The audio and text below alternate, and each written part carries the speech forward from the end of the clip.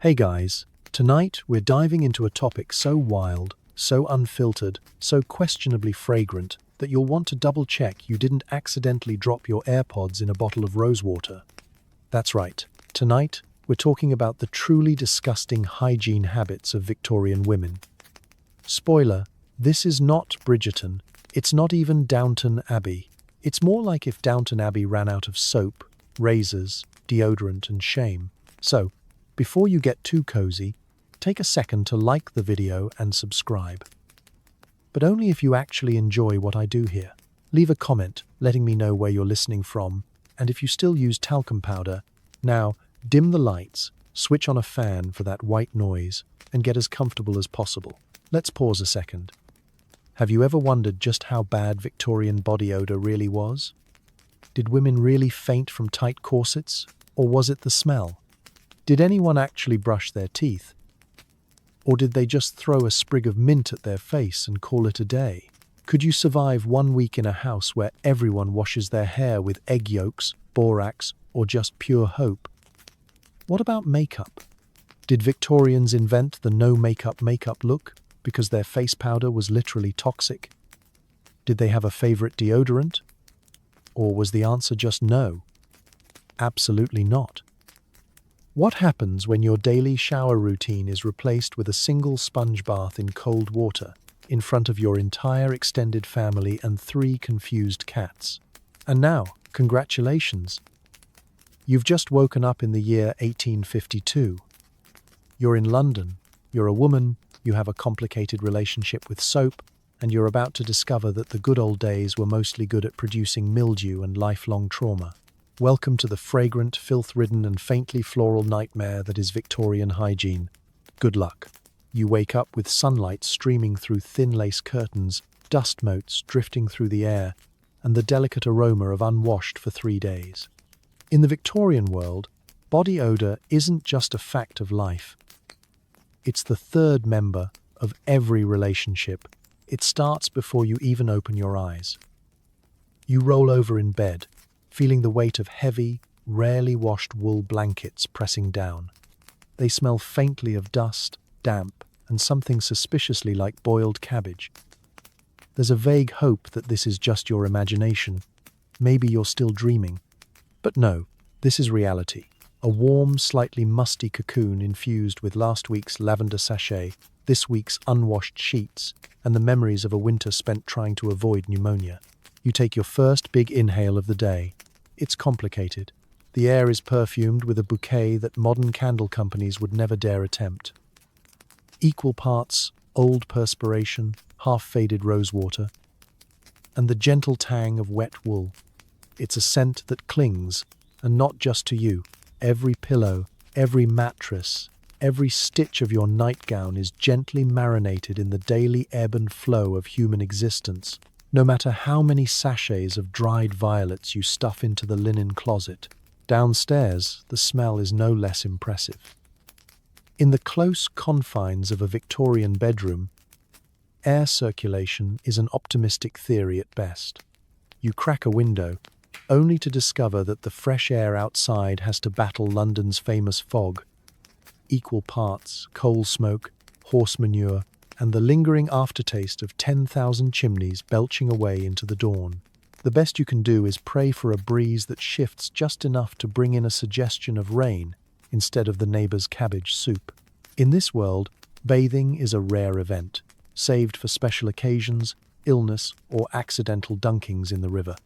If you're lucky, you managed a sponge bath last week, which means you're only a little less fragrant than everyone else in the house. Deodorant is strictly hypothetical. Most women rely on a quick dab of rosewater behind the ears, a dusting of talcum powder under the arms, or, when things get truly dire, a dab of vinegar, which mostly serves to create the world's first chemical weapon. But you're not alone in your aroma. Victorians take comfort in the fact that everyone smells, more or less, the same. It's an olfactory democracy. There are no luxury antiperspirants, no clinical strength sprays, and no Febreze to the rescue. Instead, you just get used to it. Your family, your friends, your romantic prospects, They all carry their own signature scent, and somehow you soldier on, forming deep, meaningful relationships in a haze of historical body funk. This is not to say there aren't attempts to mask the inevitable. Gentlemen might dab cologne on their cravats, while ladies pin pomanders to their corsets or tuck sprigs of mint into their sleeves. But there's only so much you can do when everyone in the house is wrapped in 3 layers of wool, linen, and unwashed optimism. By mid-morning, the scents mingle into something entirely unique. An olfactory handshake that says good morning. I survived the night. And then, of course, there are the pets. Cats curling up on the bed, dogs snoring by the hearth, and the occasional chicken making an unsanctioned visit, each contributing their own special note to the grand symphony of morning. You're never really alone. There's always a faint undertone of wet fur and farmyard mystery. As you pull yourself upright, hair already clinging to your forehead, you accept your fate. There will be no showers, no scented lotions, and no reprieve.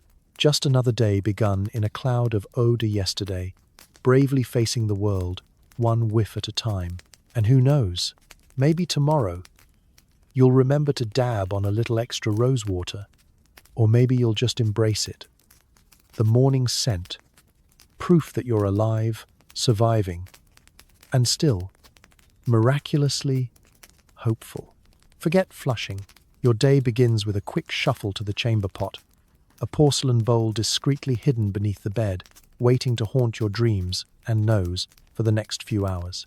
You try not to make eye contact. With the chamber pot, that island, it's sitting there, patient and ever watchful, decorated with a faded floral pattern that does absolutely nothing to disguise its true purpose. This is not a modern bathroom break. There's no gentle hum of plumbing, no cold seat, no hope for dignity. It's just you, your full bladder, and a household relic that's seen more action than the family heirloom silverware. Victorian mornings are all about routine. And this is the first dance. You pull on your dressing gown, tiptoe past creaking floorboards, because the last thing you need is an audience, and perform a careful balancing act as you lower yourself over the bowl. Privacy? A luxury for the rich, or the extremely fast? The rest of us are one poorly timed cough away from public embarrassment. And here's the real kicker. Chamber pots are not just for emergencies. They are the primary solution for all nocturnal needs. And in many households, the go-to for daytime business too. If you're lucky, you get your own. If you're not, you're sharing with siblings, cousins, and possibly a distant aunt who just needs it for a minute. Yes, family bonding comes in many forms. Once you've done your business, there's no neat little handle to whisk your troubles away. No, you place the lid back on with the care of someone diffusing a bomb and slide it under the bed, where it will quietly marinate for a few more hours. Don't even think about bumping it with your toes. At some point, the household's designated emptying person, usually the lowest ranking member of the family, a maid, or you if you drew the short straw, must embark on the sacred ritual of disposal. This is where the real drama begins. You clutch the chamber pot at arm's length, praying for balance as you navigate narrow staircases and crowded hallways. Every step is a test of core strength, luck, and just how much you value your carpet. Disposal itself is a choose-your-own adventure of horror. If you live in the city, you empty the pot into a larger household slop bucket, which will eventually be taken out and flung, sometimes literally, into the street, joining a chorus of other waste deposits heading for the nearest open sewer or gutter. Rural living isn't much better. The backyard cesspit is basically just a hole surrounded by optimistic rose bushes and a cloud of historical resentment. There are, of course, etiquette rules for this process. In polite society, you're meant to announce your intentions with a warning shout, something like "Gardez l'eau," which is French for "watch out for the water," and actually means duck. Unfortunately, nobody ever ducks, and the result is an ongoing arms race between street cleaners and airborne chamber pot contents. The smell? Imagine a blend of ammonia, ancient secrets, and a hint of despair. You quickly learn to breathe through your mouth, but the scent follows you back inside, clinging to your hands, your sleeves, your very soul. Soap exists, but hot water is rare, and most people just wipe their hands on their apron and hope for the best. Modern plumbing, at this point, is an unattainable dream, reserved for palaces, insane asylums, or the very rich. For everyone else, the chamber pot is the faithful companion that will never, ever leave you alone. It's not glamorous, it's not dignified, and it's definitely not something you'll see in a Jane Austen adaptation. But it's the Victorian way. Start the day with a waltz around your own waist. Thank the household gods you made it to the window in time, and remind yourself, at least I didn't spill it. Because some days, victory isn't about conquering the world, it's about not tripping over a full chamber pot at 6 a.m. And that, in Victorian England, is about as good as it gets. Before you can even think about breakfast, it's time for the refreshing ritual of splashing frigid water on your face, courtesy of a cracked basin and a cloth that hasn't seen soap since the Queen's coronation. You drag yourself across the creaking floorboards and approach the washstand. A shaky little table that's seen more teeth chattering than polite society would ever admit. On top sits your porcelain basin, eternally half full of water that was poured the night before, and now seems to have acquired both a thin film of dust and a certain philosophical chill. You know it's cold because it's been sitting by the window, bravely collecting ambient Victorian frost, waiting for your unsuspecting cheeks. There's no faucet, no hot tap, and certainly no scented cleanser. The most you can hope for is a pitcher of water that hasn't frozen solid, and a washcloth that's technically clean, if you define clean as has been rinsed in the same basin water as everyone else. This is where you begin your daily battle against grime, sweat, and the slow accumulation of airborne London soot that settles on every available surface, including you. The ritual goes like this.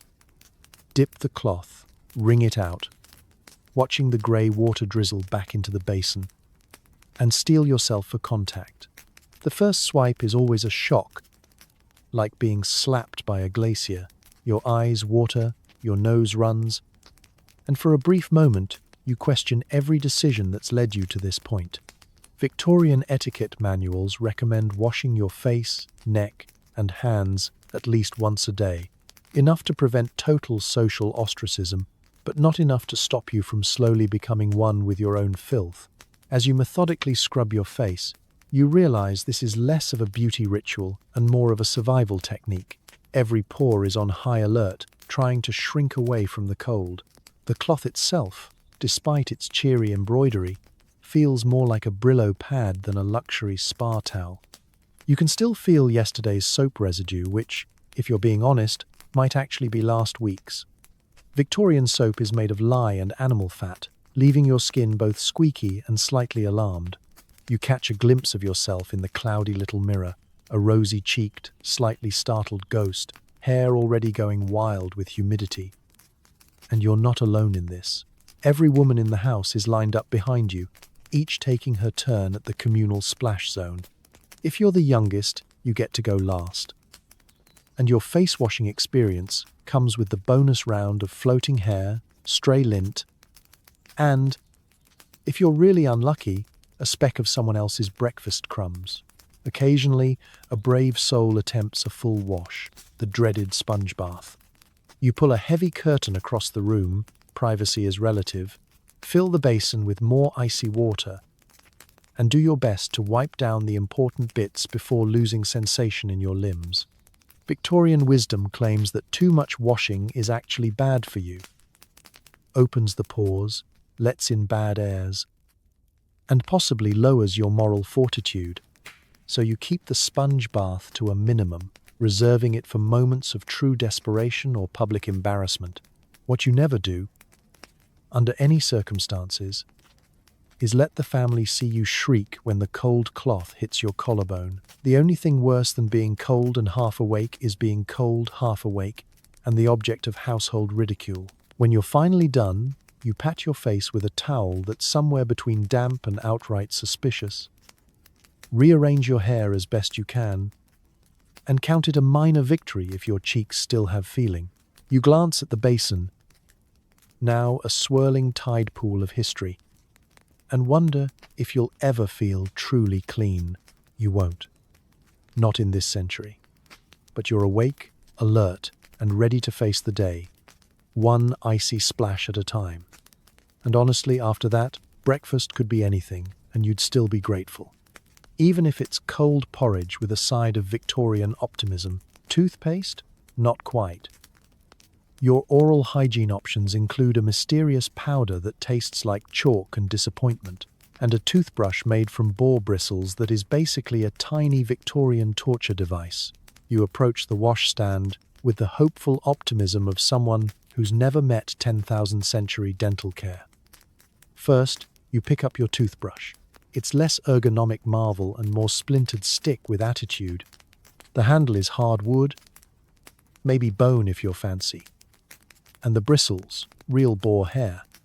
Because nothing says gentle like rubbing your gums with the hair of a moderately angry pig.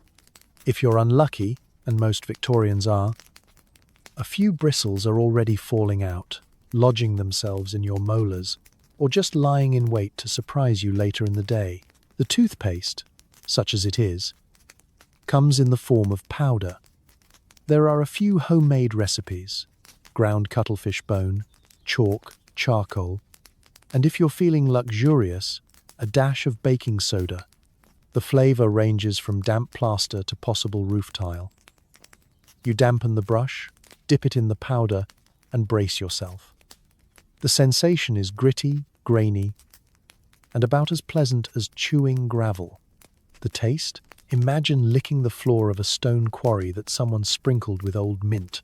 As you scrub, you notice the brush does a bang-up job of rearranging plaque, but not so much removing it. Victorian oral hygiene advice recommends vigorous brushing, emphasis on vigorous. There are no gentle, circular motions or soft for sensitive gums options. Just you, going to battle with a handful of boar hair, and the faint hope that your teeth won't all fall out by your 30th birthday. The powder, while theoretically helpful, is also a gamble. Charcoal can stain your gums, an elegant shade of grey. Chalk can leave behind a white residue so thick it looks like you're auditioning for a role as a haunted house prop. And some of the more creative recipes include burnt bread crusts or ground-up oyster shells, which double as exfoliation, and a lesson in humility. There's no concept of floss either. The best you can do is pick at your teeth with the end of a sewing needle or a whittled piece of wood. If you're well-to-do, you might have access to imported toothpicks made from fancy materials like ivory. For everyone else, it's the splinter and prayer method. And the aftercare? Forget mouthwash. Some Victorians rinse with water, some with vinegar, and a few with brandy, which is less about hygiene and more about numbing the pain of Victorian existence. The result is a mouth that tingles, stings, and sometimes just gives up and goes numb. If your gums bleed, congratulations, you've joined the club. A little bleeding is considered normal, possibly even healthy. After all, it means the bristles are doing their job. If you're lucky enough to have a dentist in the neighborhood, you avoid him at all costs. Dentistry in this era is performed by barbers or blacksmiths, and the tools look like they've been borrowed from a medieval torture museum. The go-to solution for tooth pain is extraction, performed without anesthesia, unless you count prayer and strong spirits. Fillings are a rarity, usually involving molten lead, and toothbrushes are used until they resemble a very determined hairbrush that lost its sense of purpose. But here's the thing. Everyone's breath smells like old stew and nervous hope. Halitosis is universal, like the common cold, and social customs are built around politely pretending not to notice. You keep your mouth closed in polite company, speak softly, and rely on clove oil or mint leaves when things get dire. Kissing, if it happens, is an act of optimism more than romance. So, you finish the ritual, spit out a chalky, greyish foam, and try to ignore the taste of defeat lingering on your tongue. Your teeth may be rough, your gums may be red, but you're ready to smile your way through another Victorian day, a little more grateful for modern toothpaste, and a lot more sympathetic to the dental struggles of your ancestors. Victorians considered washing hair more than once a month the sign of a reckless spirit. If you're feeling brave, you'll crack an egg in a bowl, sprinkle in a little gin, and pray your hair doesn't turn into an omelette. You wake up, scratch your scalp, and try to remember the last time your hair was genuinely wet. For the Victorian woman, hair washing is not a casual activity. It's an ordeal, a ritual, and a minor scandal all at once. If you so much as suggest washing your hair twice in 1 week, older relatives look at you as if you've announced plans to run away with the local chimney sweep. The very idea flirts with madness. Your hair care routine starts with a brush, a sturdy wooden paddle with bristles that could double as a medieval defense system. You brush and brush and brush, sending clouds of dust, lint, and the faintest hint of yesterday's supper flying into the sunlight. The goal is to redistribute your natural oils, because in the absence of shampoo, your body's own grease is considered both a styling product and a sort of makeshift hair armor. But eventually, the time comes. Maybe it's the full moon, maybe it's a particularly juicy piece of gossip, but you decide today is the day. The great washing. You gather your supplies, a cracked bowl, a single egg, a splash of gin if you're lucky, or maybe some rainwater that you've painstakingly collected because hard tap water is considered ruinous. You mix these together, and what you've made is less a beauty concoction and more a breakfast experiment gone rogue. You kneel by the washstand, or for the daring, the kitchen sink, and work the mixture through your hair. The egg whites slide down the back of your neck. The gin stings your scalp, and you have to resist the urge to make a meringue joke.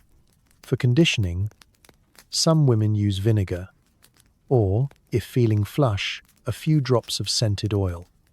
The resulting smell is a complex blend of just baked, maybe pickled, and definitely Victorian. The rinse is a test of patience. Warm water is a luxury, so you make do with cold, pouring it over your head as quickly as possible before the chill makes you lose sensation in your ears. If you're lucky enough to have a helper, they pour with the enthusiasm of someone trying to win a competition. If you're alone, you just grit your teeth and hope not to drown in your own kitchen. There's no hairdryer, of course. You wrap your hair in a towel, secure it with a pin, and sit by the fire for an hour or two. If the weather's bad, your hair might stay damp until bedtime, leading to a whole host of warnings about catching a chill, summoning a ghost, or just wasting away. Damp hair, like many other things, is considered morally suspect. If your hair is particularly stubborn, you might resort to dry shampoo, a dusting of rice flour, starch, or even a little talcum powder. The idea is to soak up excess oil and add a matte finish. In practice, you're left with hair that looks and smells like a well-floured baking project, and a collar dusted with what could be either dandruff or pastry crumbs. Of course, between washings, you do your best to maintain an illusion of freshness. Scarves and bonnets are more than fashion statements, they're strategic cover-ups. You change your hair ribbons, rebraid, and hope for the best. If things get desperate, you can always fake a windswept look and blame the weather. Despite all this, Victorian hair is often thick, shiny, and impressively long. This is less about good genes and more about necessity. Cutting hair short is reserved for illness, mourning, or the truly avant-garde. So you soldier on, grateful for hairpins, hats, and the steadfast refusal of everyone around you to acknowledge the situation. Congratulations. Your hair is clean, you're only mildly chilled, and you've survived another round of the great Victorian follicle follies. The next time someone complains about shampoo commercials, just remind them it could always be egg and gin. Nothing says feminine mystique like sweating through 4 layers of fabric and a corset that leaves you lightheaded and lightly pickled in your own juices. Corsets are the Victorian answer to every problem. Want an hourglass figure? Corset. Need to discourage slouching? Corset. Feeling faint and want a built-in excuse? You guessed it. Corset. The logic is simple. If you can't breathe, you can't gossip too loudly. And that's practically a moral victory in any drawing room. Your day begins with the ceremonial wrangling of the undergarments. Step 1. The chemise. A linen shift that offers all the privacy of tissue paper and soaks up the first wave of sweat. Step 2. Stockings, tied with ribbons that dig into your thighs, just enough to remind you you're alive. Step 3. Petticoats, and because the air feels too breathable, another petticoat. Finally, the pièce de résistance. The corset, made of tightly woven fabric and whale baleen, or if you're budget conscious, steel stays that clang like a dinner bell every time you move. You stand in front of your maid, arms up, and brace yourself. The laces are pulled, the air is squeezed from your lungs, and you do your best impression of a respectable sausage. Every exhale is an act of faith. "Tighter, miss?" the maid asks, already knotting with the fervour of someone paid by the inch. You want to say no, but words require oxygen, and that's in short supply. A good corset gives you the coveted wasp waist, which is less about beauty and more about internal organ origami. You learn to breathe shallowly, speak softly, and move with the precision of a chess piece. Bending at the waist is out of the question, so you develop a graceful, full-body squat to pick up dropped handkerchiefs, or, more likely, retrieve your pride from the floor. But then the sweating begins. Victorians may have loved modesty, but their bodies had other plans. All those layers create a microclimate under your dress, a subtropical ecosystem fed by nerves, exertion, and the daily panic of being late to breakfast. Summer is the worst. By noon, your chemise is soaked, your corset smells faintly of defeat, and you're one stiff breeze away from total collapse. Let's not even get started on what happens if you're emotional. Did you just hear a scandalous rumor? That racing heart isn't helping your airflow. Laugh too hard, and you risk a delicate turn. Public fainting is an occupational hazard, and any good parlour is equipped with at least one fainting couch, just in case the combined force of lace, heat, and the neighbour's gossip sends you careening into Victorian oblivion. To make things even spicier, corsets are not washed frequently.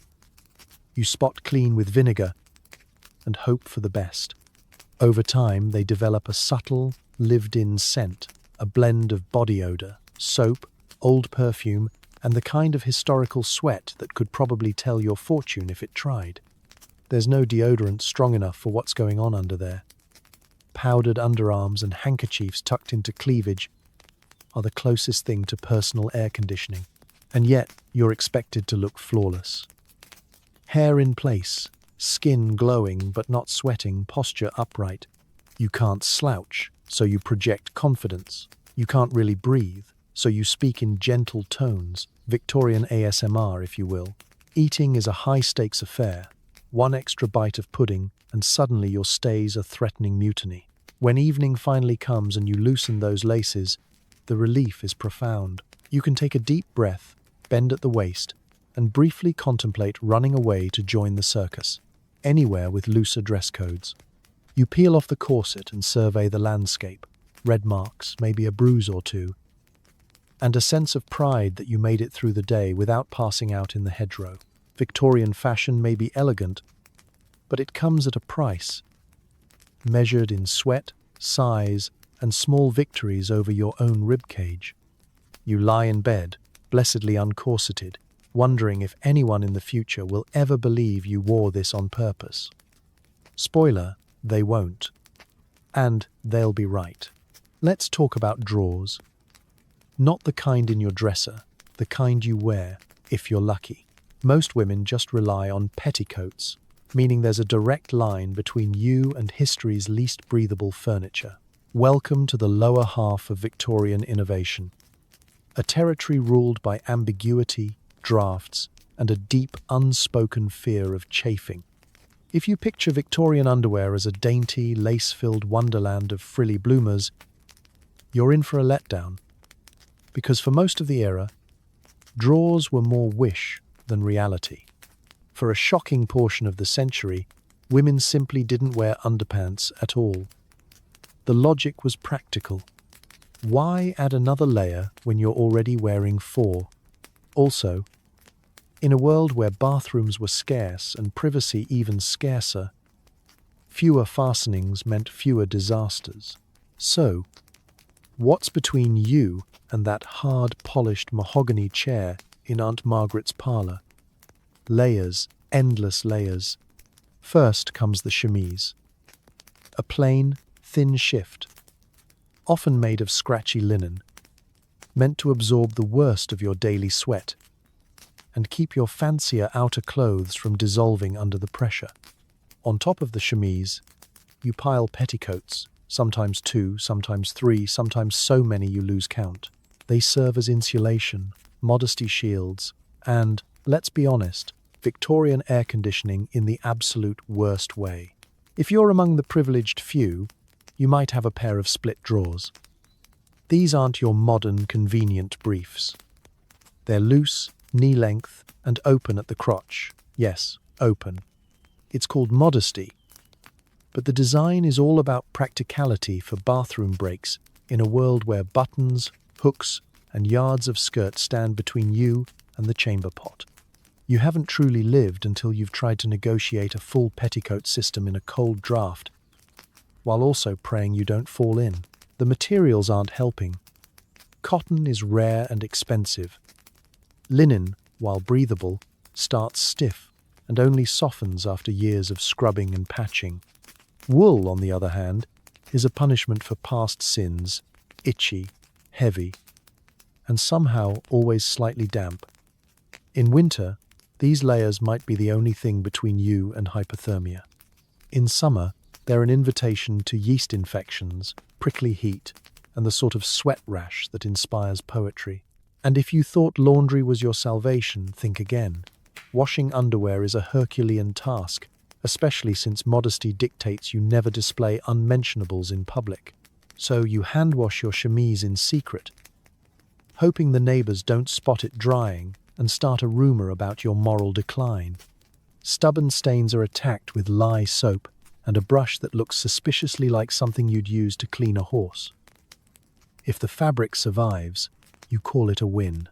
Let's not forget the hazards of petticoat management. Multiple layers make simple tasks, like sitting, standing, or breathing, a daily adventure. Walking upstairs? You gather your skirts with both hands, revealing the bare minimum of ankle, unless you're feeling truly rebellious. A sudden gust of wind can transform you into a tragic, overstuffed sailboat, flailing for dignity. And yet, despite all this, society expects you to look serene, delicate, and entirely oblivious to the heat rash on your thighs. You can't talk about what's happening under your skirts. You can't admit to sticking to every surface you touch. You simply smile, glide, and pray nobody notices the faint outline of last season's patched chemise beneath your dress. Underwear is supposed to be invisible, both literally and culturally.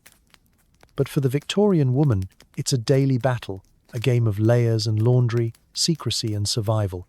By day's end, you peel it all off, one sticky, scratchy layer at a time, wondering if anyone in the future will believe you wore 5 skirts to dinner, and sometimes nothing at all beneath them. And somewhere, in the soft, fleeting comfort of your freshly laundered chemise, you remember, this is history's idea of modesty. And it's as breezy, or as stifling, as you make it. Laundry isn't just a chore. It's a workout, scrubbing petticoats in lye, wringing them out with numb hands, and praying the neighbors aren't judging your soap technique, spoiler. They are. If you think of laundry as a modern inconvenience, a mountain of machine-washable t-shirts waiting for their day of reckoning, Victorian laundry will make you clutch your spin cycle and whisper apologies to your washing machine. In this world, laundry day arrives, not weekly but bi-weekly, sometimes even monthly if you've been avoiding your responsibilities.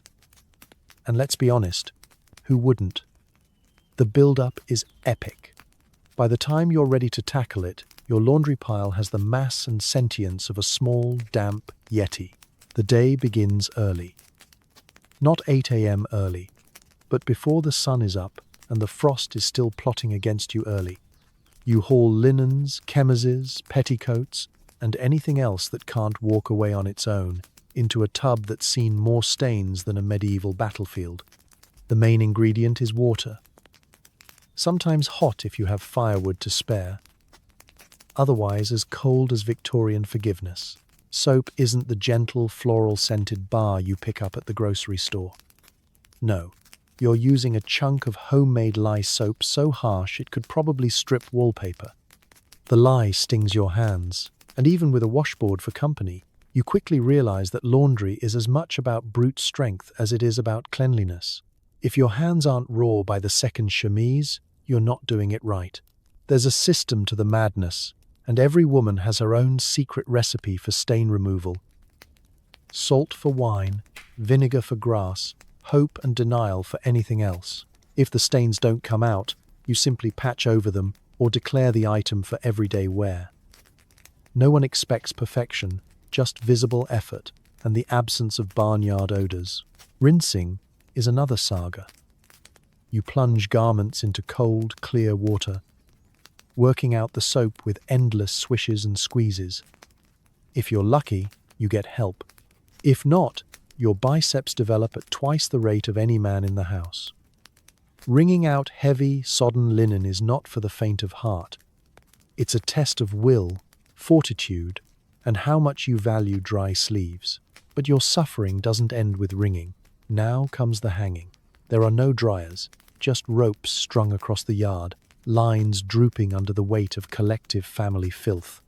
Your neighbors watch from behind their curtains, silently scoring your hanging technique. Is your chemise too close to the petticoats? Did you pin from the seams or the hem? Did you display the good linens or, heaven forbid, let the world see your patched underthings? Victorian laundry is a spectator sport, and the judging is merciless. Then there's the weather, a fickle, ever-present threat. If it's sunny, you race to hang everything before the clouds roll in. If it rains, you pull it all down, only to hang it up again inside, turning your house into a steamy, slightly moldy obstacle course.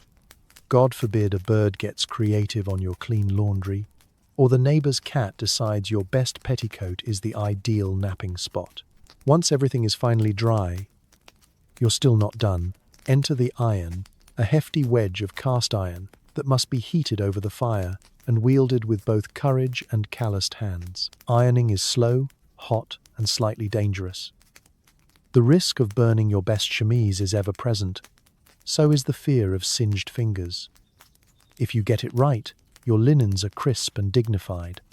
If you get it wrong, well, ruffles hide a multitude of sins. By the end of laundry day, you've sweated, scrubbed, and suffered for your cleanliness.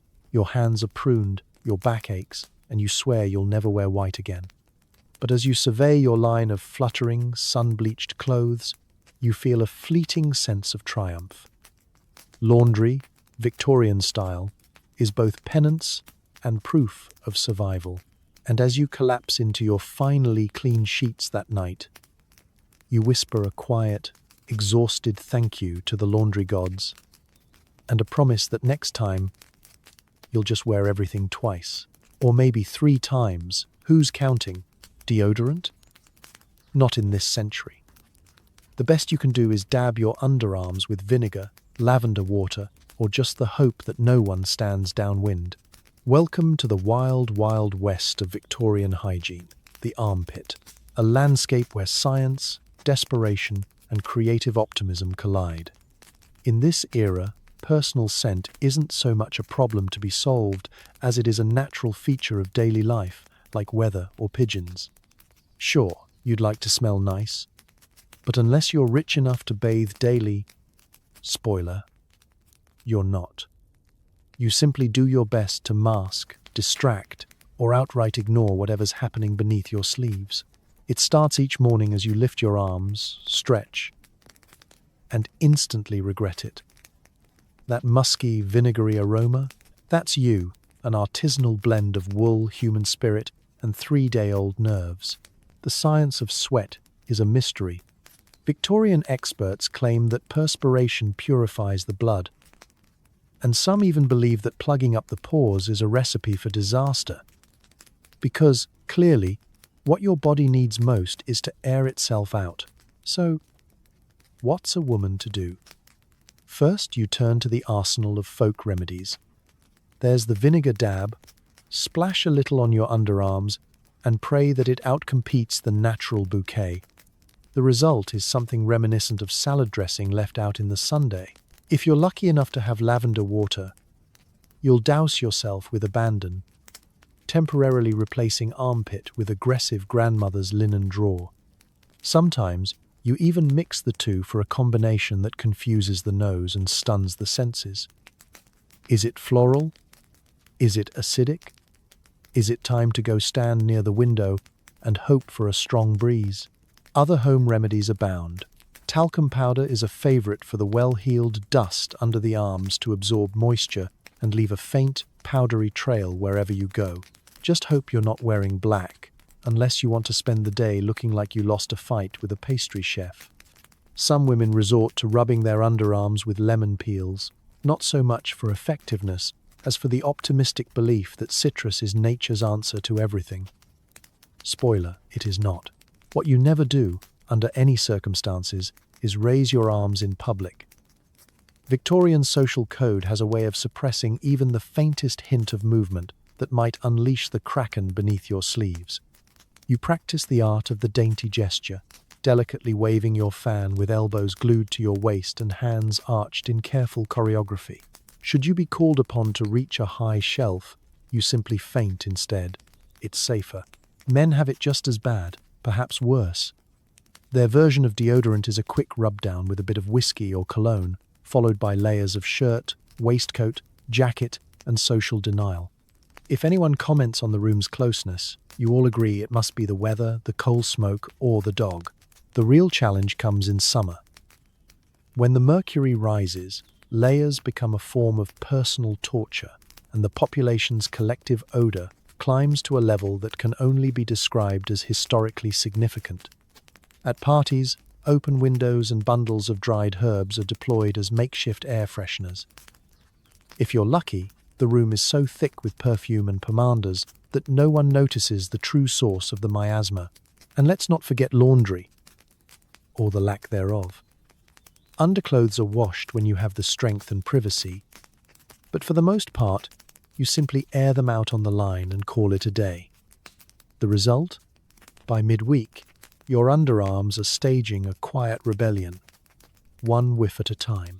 Still, everyone is in the same aromatic boat. The collective effort is one of polite endurance, carefully ignoring what cannot be fixed. You go about your day, powder in pocket, lavender sprig at the ready, and the firm hope that history will be kind, or at least upwind. So, the next time you lift your arms in a crisp, modern t-shirt and marvel at the absence of odor, spare a thought for your Victorian sisters. They faced the untamed frontier with courage, creativity, and enough vinegar to pickle a city block. And that, truly, is the scent of resilience. Want to look like a porcelain doll? Great. Just slather your face in lead powder and arsenic, and try not to die before the next garden party. The Victorian beauty routine isn't just a regimen, it's a high-stakes gamble with your long-term health, sanity, and the hope that nobody notices your skin flaking off at high tea. In this world, pale is power. A pasty white complexion means you're delicate, refined, and, most importantly, not someone who works outdoors with the lower classes. Naturally, achieving this ghostly glow means using anything and everything, regardless of what it does to your insides. You begin with your base.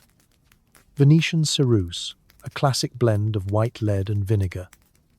The instructions say, apply gently, but there's no such thing as subtlety here. You cake it on with fingers or a small rag, watching as your face is slowly transformed into something between a marble statue and an undercooked pie. The powder settles into every crease and wrinkle, highlighting not your natural beauty, but every patch of dry skin you acquired from a lifetime of Victorian weather. But why stop at lead? That just gets you started. For a really luminous finish, it's time for a dusting of arsenic powder. Yes, that arsenic, the kind that kills rats and disappoints crime novelists by being far too obvious. Sold in elegant little tins, arsenic complexion wafers promise to brighten the skin, banish blemishes, and lend the wearer an otherworldly radiance. What they actually do is gently poison you, one glowing cheek at a time. Blush, if you dare, comes from crushed beetles or cochineal. Exotic if you can afford it. Cabbage-based if you can't. Apply just enough to mimic the effect of a mild fever, but not so much that people suspect you've been running. Lip color is more art than science. Some women rub their mouths with rose petals, while others dab on homemade concoctions of mercuric sulfide for a truly kiss of death look. Side effects include numb lips, swollen gums, and a tendency to drool during heartfelt conversations. Eyebrows and lashes present their own set of hazards. Want them darker? Mix lampblack, soot, with a little spit and paint it on using a bone-handled brush. The result is dramatic and, after a long day, smudges in a way that would make a raccoon blush. If you want to really shine at the evening ball, you can sprinkle on a bit of powdered pearl, or, for the truly daring, just rub a slice of raw potato across your face and hope for the best. The trouble, of course, is that these beauty products have consequences. Regular lead application turns the skin grey, causes muscle tremors, and gives you a lovely set of headaches. Long-term users are rewarded with hair loss, chronic vomiting, and that all-important ethereal look. Ethereal because you're basically halfway to ghosthood. Arsenic offers a similar package, with the added bonus of internal bleeding. Still, the pressure to look perfect is relentless.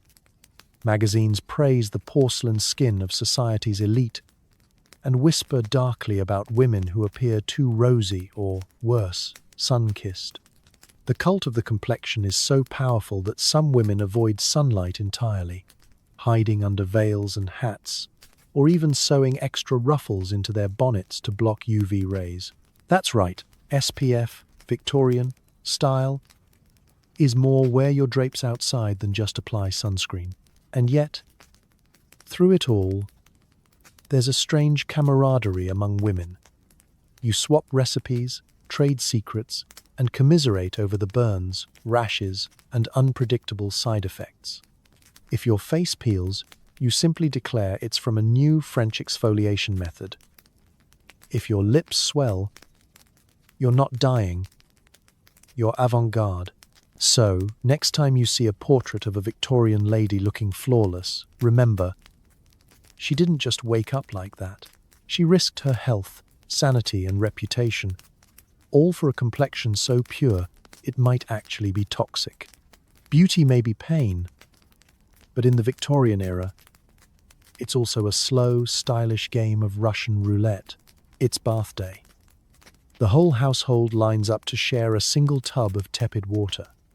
You go last, and the water now contains hints of every family member and possibly a visiting dog. In the Victorian home, bathing isn't a daily pleasure. It's an event that takes planning, physical endurance, and a strong stomach. There's no hot and cold tap, no steam, and certainly no fluffy towel waiting on a chrome bar. Instead, there's a big tin tub that spends most of its life hanging on a nail in the scullery, waiting for its bi-weekly moment in the sun, or more often the rain-soaked shadows. Preparation for bath day is a family production. Water must be fetched, bucket by bucket, from the nearest well, pump, or kitchen kettle. Then heated on the stove, pot by laborious pot. This is a workout that burns enough calories to justify skipping the bath entirely. By the time the tub is filled, the water is lukewarm at best, cloudy at worst, and almost certainly haunted by the ghosts of potatoes boiled earlier that day. The order of bathing is dictated by strict, unspoken rules. The man of the house goes first, then the children in descending order of perceived importance, then the women, and finally the unfortunate souls who drew the shortest straw. If you're last, the water is a complex stew, skin flakes, soap residue, a stray hair or three, and that peculiar oily sheen that no amount of scrubbing ever removes. Somewhere in the middle, a family dog might leap in, splash about, and ensure the water now has just a touch of wet fur for the full Victorian spa experience. Personal modesty and privacy are optional. The bathing tub is plonked in the kitchen or by the fireplace, and the only privacy screen is a half-hearted curtain or a politely averted gaze. You keep your chemise on if anyone's watching, which means bathing is less about getting clean and more about soaking your clothes and hoping for the best. Soap is precious and rationed, homemade from animal fat and lye. It stings your skin, leaves a film, and smells somewhere between barnyard and medicinal regret. If you want something fancier, you might toss in a handful of herbs or some lavender water, assuming you don't mind smelling like a grandmother's wardrobe for a week. The rich can afford to bathe more often, sometimes even in private, claw-footed tubs with real hot water. But for the rest, the event is a comedy of errors. The whole ordeal takes hours, and by the time you're done, you're exhausted, damp, and still not entirely convinced you're clean. And bathing too often is considered suspicious, even dangerous. Medical advice of the time warns that excessive washing opens the pores and lets in disease. So your weekly grime becomes a sort of protective barrier. Cleanliness is next to godliness, they say. But only if godliness is achieved in tepid water already used by half the parish. When you finally climb out, shivering, you dry off with a towel that has itself been through several rounds of bi-weekly laundry. Your skin tingles from the lye, your hair clings in clumps, and there's always the nagging sense you missed a spot, possibly an entire limb. You wrap yourself in a fresh chemise, determined not to think about what just happened. You survived bath day, and that's what counts. And so the tub is emptied, usually out the back door, where it quickly seeps into the garden, leaving the roses wondering what they did to deserve such a fate. The tub is scrubbed, dried, and rehung, a silent witness to the week's accumulated sins. You go to bed that night with the faintest whiff of lavender, the distant memory of warmth, and the absolute certainty that you will put off the next bath for as long as humanly possible. After all, in Victorian England, being too clean is almost as suspicious as being too dirty. So you settle into your sheets, grateful for the tiny victory of making it through another once-in-a-fortnight festival. And, if you're wise, you sleep with the window cracked, just in case the tub tries to haunt you in your dreams. The Victorian answer to stench. Douse yourself in enough rose water or musk that your very existence becomes a form of chemical warfare. Welcome to the battlefield of the senses, where the nose is the first casualty. In a world where bathing is an Olympic event and laundry is a semi-annual panic, the only reasonable option left is to try and out-scent your own humanity. And so, every Victorian woman arms herself with the era's most potent weapon, perfume. Not a delicate spritz, but a full-scale olfactory assault. The day begins with the ritualistic uncorking of bottles and vials from the vanity. There's rosewater, orange blossom, bergamot, patchouli, and, if you're feeling especially dramatic, musk that would stun a moose. These aren't your department store perfumes with notes of ocean breeze and undertones of joy. No, these are concoctions so strong that a single dab can clear a room, summon a Victorian ghost, and possibly cure the common cold through sheer force of aroma. The application is both science and strategy. You dab scent behind your ears, on your wrists, up your sleeves, and, crucially, down the cleavage. If you're a real professional, You soak your handkerchief in perfume and keep it ready for any unpleasant encounters, public toilets, or sudden attacks by your uncle's pipe smoke. It's not just about smelling nice. It's about creating a portable force field between yourself and the rest of humanity. The goal is not subtlety. The goal is survival. You are masking the impossible. The scent of unwashed bodies, chamber pots, boiled cabbage, coal smoke, and last week's socks. If a single bottle of perfume happens to fall and shatter on your dresser, well, now your entire home smells like an Edwardian florist exploded. The only downside is you can never be entirely sure if you've overdone it, because your sense of smell has long since waved a white flag. Victorian perfumers are artists and chemists. Some perfumes are crafted from real flowers, hand-picked at dawn, then soaked and pressed and distilled until only their essence remains. Others rely on animal products. Civet from a cat-like creature, ambergris from the bowels of whales, and castoreum, courtesy of beavers, all mixed into luxury fragrances. If you think modern scents are complex, try living with odor whale intestine. But the real magic trick is that everyone around you is doing the same thing. Attend a crowded gathering, church, a theatre, or a particularly enthusiastic funeral, and you'll be met with a tidal wave of overlapping fragrances, each one fighting for dominance. The result is less garden in springtime and more flower shop brawl. Breathing too deeply in such environments is not recommended. Side effects may include dizziness, watering eyes, and the sensation that you're being gently suffocated by a floral pillow. For the lower classes, perfume is more hope than habit. Instead, they rely on home-brewed lavender water, a sprig of rosemary tucked behind the ear, or, in truly desperate times, a dab of camphor, which also conveniently wards off both moths and suitors. Still, even a faint whiff of rosewater can lend an air of elegance, masking at least the worst of life's olfactory indignities. And the perfume isn't just for you, it's for your environment too. Victorian homes reek of damp stone, paraffin, and wet dog.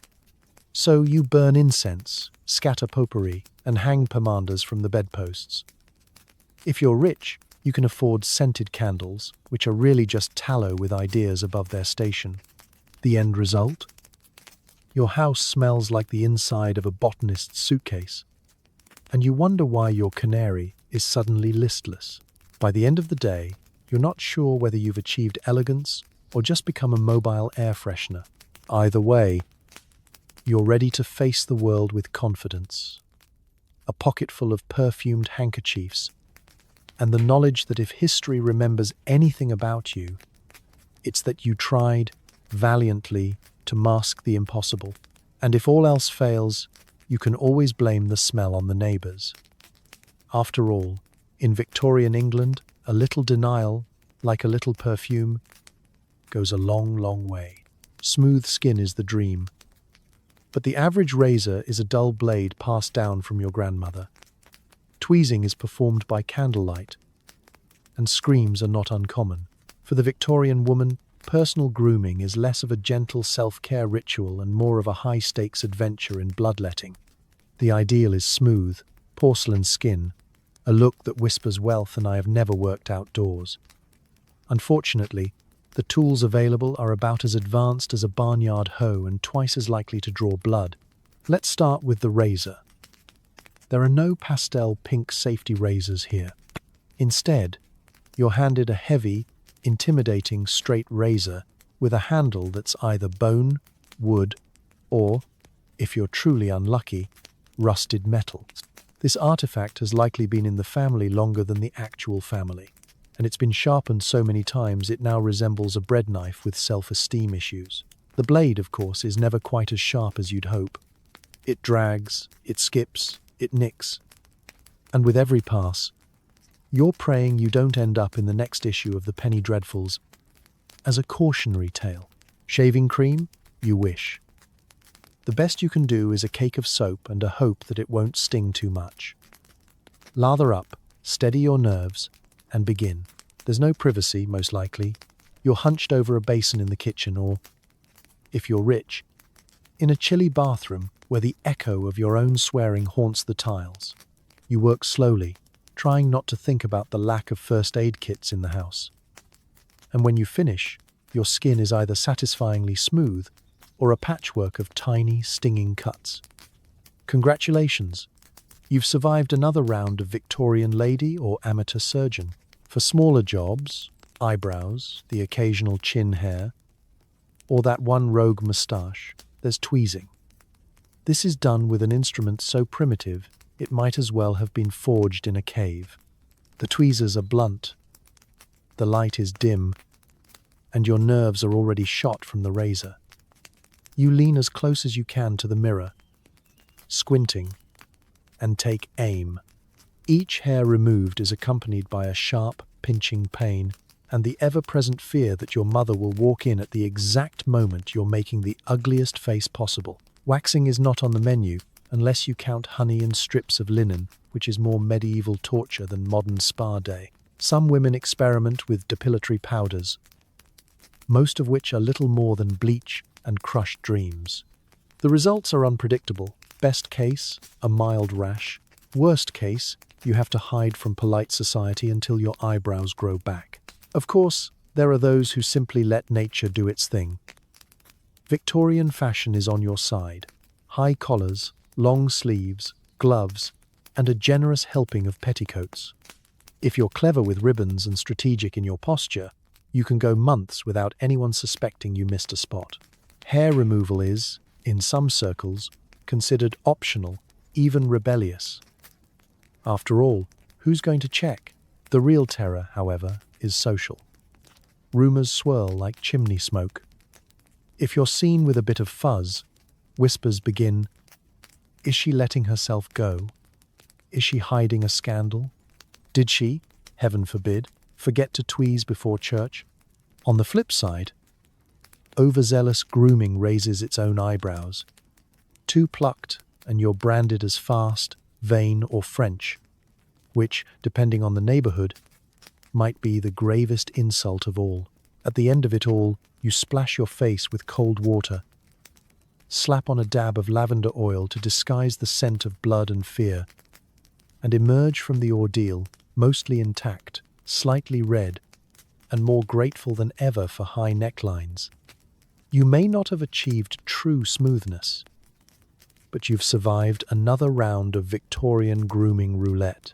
So, next time you reach for your multi-blade, aloe vera-infused razor in a fully tiled, brightly lit bathroom, remember, your ancestors paved the way with dull blades, candlelit tweezing, and the occasional yelp heard halfway down the street. And if that doesn't inspire you to appreciate modern grooming, nothing will. If you're brave enough to leave the house, public restrooms are notorious for being social gathering spots for bacteria, rats, and existential dread. Welcome to the less celebrated side of Victorian society, the public lavatory. On paper, it's a noble idea. Provide the bustling city with a place for basic human needs. In practice, it's an architectural monument to terror and a daily gamble with your dignity. If you find yourself out and about, far from your beloved chamber pot and desperately in need of relief, prepare yourself for an experience that is equal parts survival challenge and social experiment. Victorian public toilets, if you can call them that, come in several horrifying flavors. Some are pay-per-use wooden stalls, precariously perched over open cesspits, or, in truly unlucky neighborhoods, the river itself. Others are little more than privacy screens around a communal trench, strategically placed at the edge of town, close enough to smell, far enough to deny responsibility. The modern facilities, introduced after the Great Stink of 1858, consist of rows of cubicles featuring iron doors and marble seats. On paper, it sounds fancy. In reality, it's just a fancier setting for the same old miseries. Stepping inside, you're greeted by an overwhelming bouquet: ammonia, mildew, stale air, and the faint memory of every user before you. The soundscape is a chorus of dripping water, scratching rodents, and the echo of shuffling feet from the next cubicle over. You pray for a clean seat, but your hopes are dashed. Victorian toilets are rarely, if ever, cleaned. Instead, they're occasionally sprinkled with lime or ash in a half-hearted attempt at sanitation. It's less cleanliness and more aromatic camouflage. Then come the rats, the uninvited guests. Every Victorian city is home to an army of rodents, and public toilets are their personal playground. You hear a faint squeak, feel a tickle on your shoe, and suddenly you're performing an impromptu Irish jig in full skirts, praying no one else saw. And if you manage to avoid the wildlife, you must still contend with the plumbing, or lack thereof. Flushing toilets are an urban luxury, and most facilities still require the classic bucket and dump method, which means you may well cross paths with the previous occupant's legacy. Privacy is a sick joke. The walls are thin, the locks are optional, and there's always someone lurking nearby, waiting for their turn, or, worse, eager to start up a conversation. Victorian etiquette doesn't quite cover the intricacies of public bathroom small talk, but that doesn't stop anyone from trying. Social terror is part of the package. Heaven forbid you're recognized. The gossip possibilities are endless. Did you see Mrs. Fairfax at the public convenience? She was in there for ages. If you're particularly unlucky, you might meet a neighbor or, horror of horrors, your mother-in-law. Supplies are minimal. Toilet paper, as we know it, is decades away. Instead, you make do with squares of newspaper, leaves, or, if you're flush with cash, sheets of specially manufactured toilet paper so rough it could double as sandpaper. For the rest of us, it's whatever's handy, and hope you don't regret it later. Cleanliness is a state of mind. Leaving is its own ordeal. You exit, careful not to touch anything, trying to look as composed as someone who's just done battle with history's worst smells can possibly look. If you brought a scented handkerchief, now's the time to deploy it. Hold it delicately to your nose and pretend you're suffering from a fainting spell. No one will question it. Everyone else is doing the same. By the time you return to the safety of the street, you're a changed person. A little humbler, a little more traumatized, and much more appreciative of indoor plumbing. You walk faster, breathe deeply, and vow never to leave the house again without a fully empty bladder and at least 3 emergency handkerchiefs. And so, the legend of Victorian public toilets lives on. A place where bacteria, rats, and existential dread hold court. And even the bravest souls emerge with a new respect for the comforts of home. If you survived, congratulations, you're ready for anything. Even afternoon tea at your in-laws. Victorian hairbrushes aren't cleaned, they are maintained. Which means you brush yesterday's oils back into your scalp, along with every loose hair you've ever had. It's morning, and you sit in front of your vanity, staring down at your trusted hairbrush, a relic passed from mother to daughter, possibly since the dawn of time. Its wooden handle is worn smooth from decades of use, and its bristles, boar or horsehair if you're lucky, are packed so tightly they could double as a weapon in a pinch. But what lurks between those bristles?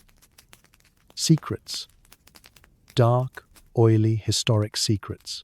The Victorian approach to hair care is deeply committed to 2 things: daily brushing and the absolute avoidance of actually cleaning the brush. This is partly practical, brushes are expensive, and the materials aren't always waterproof. Mostly, though, it's just tradition. Each morning, you give your hair 100 strokes, as prescribed by every beauty manual of the day. The idea is to redistribute the natural oils from scalp to tip, achieving that healthy shine that's less salon fresh and more buttered parsnip. You brush, and the bristles glide through your hair with the reassuring creak of old wood and a faint whisper of Victorian secrets. But every stroke does more than just style.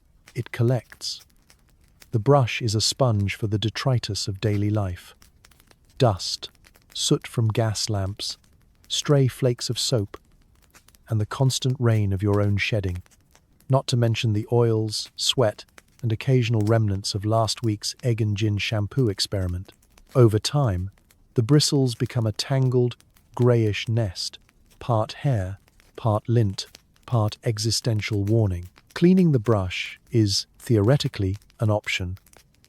In practice, it's a monthly ritual at best, and one undertaken with reluctance. You pry loose the top layer of hair, carefully weaving it into a tiny ball, because, in true Victorian fashion, discarded hair is never wasted. It's saved to stuff pincushions, knit hair jewelry, or feed the ghost that lives under the stairs. Anything left behind is simply pressed deeper into the bristles with a few more firm strokes. If you're feeling particularly virtuous, you might swish the brush in a bowl of cold water and vinegar, then leave it to dry on a sunny windowsill. The result? A slightly damp brush that now smells faintly of salad dressing. But mostly, you just soldier on. The brush is always ready for duty, no matter its state. Each morning and night, you take your seat, part your hair with the sacred comb, also never cleaned, and begin the ritual again. The brushing is accompanied by small talk, sighs, and the occasional yelp when a particularly ambitious knot tries to take you down. The oils from your scalp are massaged through every strand, giving your hair that trademark Victorian sheen, a look that modern shampoo commercials would describe as luminous if they were feeling brave. The catch, of course, is that all those oils, combined with weeks' worth of debris, do have an aroma, not a pleasant one, somewhere between old library, attic trunk, and just a hint of last Thursday's dinner. The smell isn't overwhelming, but it's there, and you live in quiet denial, confident that your rosewater perfume will outfight any offensive strand. If anyone does comment, you simply declare it's the natural scent of healthy hair, as recommended by Queen Victoria herself. On special occasions, you might decorate your locks with ribbons or flowers, never mind that they, too, will end up matted with oil and dust by nightfall. Hairpins, combs, and the ever-present bonnet are your constant allies in the campaign for respectability. You might spend half your waking hours maintaining your hair, but cleaning the tools, that's a bridge too far. By the end of the week, your brush is more artifact than accessory, a museum of every strand, secret, and mishap from your Victorian life. Still, you wouldn't trade it for the world. It's familiar, reliable, and just a little bit haunted. So, you place your brush back on the vanity, satisfied. Tomorrow, it will be there again, ready for another round. And if it ever truly rebels, you know just what to do. Pretend not to notice, tie on a fresh ribbon, and keep brushing. Because in the Victorian era, denial isn't just a river in Egypt. It's a vital part of your hair care routine. 5 layers of skirt may look elegant, but they trap heat, moisture, and more than a few small woodland creatures. A summer stroll becomes a mobile petri dish. Let's take a moment to appreciate the sheer architecture involved in Victorian women's fashion. Forget one and done. Every day starts with an ambitious pile of underlayers. Chemise, corset cover, at least 2 petticoats, but 5 is ideal. And then finally your skirt, which, by comparison, feels almost liberating. This elaborate system isn't about comfort or convenience. It's about modesty, volume, and, in some cruel twist of fate, acting as a mobile storage unit for body heat and environmental debris.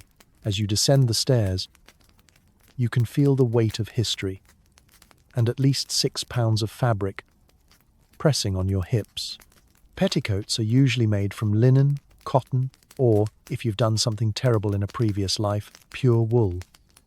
Wool is, of course, the favorite for stiffness and authenticity.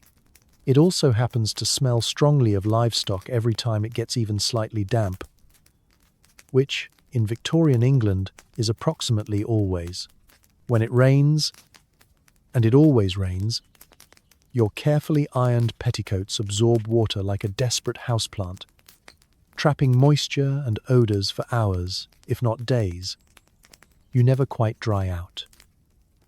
You just learn to accept the faint aroma of wet sheep as the background note of your existence. Now, add in heat. A proper lady never appears underdressed, so you brave the full stack of layers even in July. Sweat pools in every crevice, the petticoats trap it, and the resulting humidity could nurture a small tropical ecosystem under your skirts. It's less English rose and more portable greenhouse. If you get a breeze, it doesn't cool you, it just wafts the bouquet of wool, talcum powder, and stale laundry further down the street. The real danger comes from the wildlife. With so many folds and layers, small creatures have been known to hitch a ride. A spider seeking shelter, a beetle caught in a hem, the occasional ambitious mouse looking for a new start. By the time you reach your destination, you may be accompanied by a full supporting cast of woodland extras. It's not unusual to stop mid-conversation, feel something tickle your ankle, and try to discreetly shake out half a meadow without betraying your dignity. Victorian etiquette books are suspiciously silent on the proper response to unexpected wildlife emerging from one's petticoats. Cleaning the petticoats is another epic saga. Each layer is hand-washed in cold water, wrung out by hand, and hung to dry over the line, which means the air around your house often carries the scent of damp farmyard. After a few washes, the fabric takes on a texture best described as stiff but haunted. And heaven help you if you spill anything, tea, gravy, or worst of all, ink, because stains set with a vengeance and tend to spread. There are stories of women who lost entire Saturday afternoons battling a single gravy spot. Then there's movement. Walking with 5 petticoats requires an awkward, hip-swinging shuffle. Running is out of the question unless you're prepared to lose half your dignity and a small child hiding in the flounces. Sitting? You don't sit. You carefully lower yourself, gather the layers like you're preparing for a parachute jump, and pray you don't knock over a candlestick or crush your own hopes and dreams. All the while, society expects you to glide serenely, never breaking a sweat, never wrinkling, and certainly never admitting that you're developing a small ecosystem somewhere in your skirts.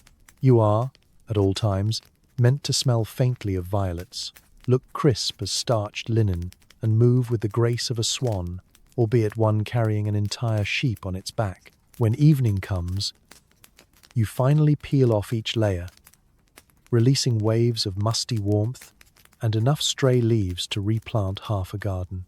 Your legs are streaked with red marks, your ankles itch, and your sense of humor is the only thing drier than your petticoats will ever be. So next time you see a painting of a Victorian lady, skirts billowing gracefully, remember, elegance in this era is mostly about hiding the chaos and sometimes a beetle under all those layers, and hoping nobody asks why you smell like the livestock auction. Sanitary products? Try rags, old towels, and prayer. Washing and drying these is a game of hide and seek with your own dignity. There are certain challenges in Victorian womanhood that society tries its very best to ignore, and menstruation is at the top of that list. The monthly crisis arrives with all the subtlety of a brass band in a library, and your options for managing it are somewhere between medieval and macabre. The modern promise of discreet, reliable protection is not just a distant dream. It's pure science fiction. The first step in the Victorian menstrual routine is simply admitting it's happening, which is a challenge in itself.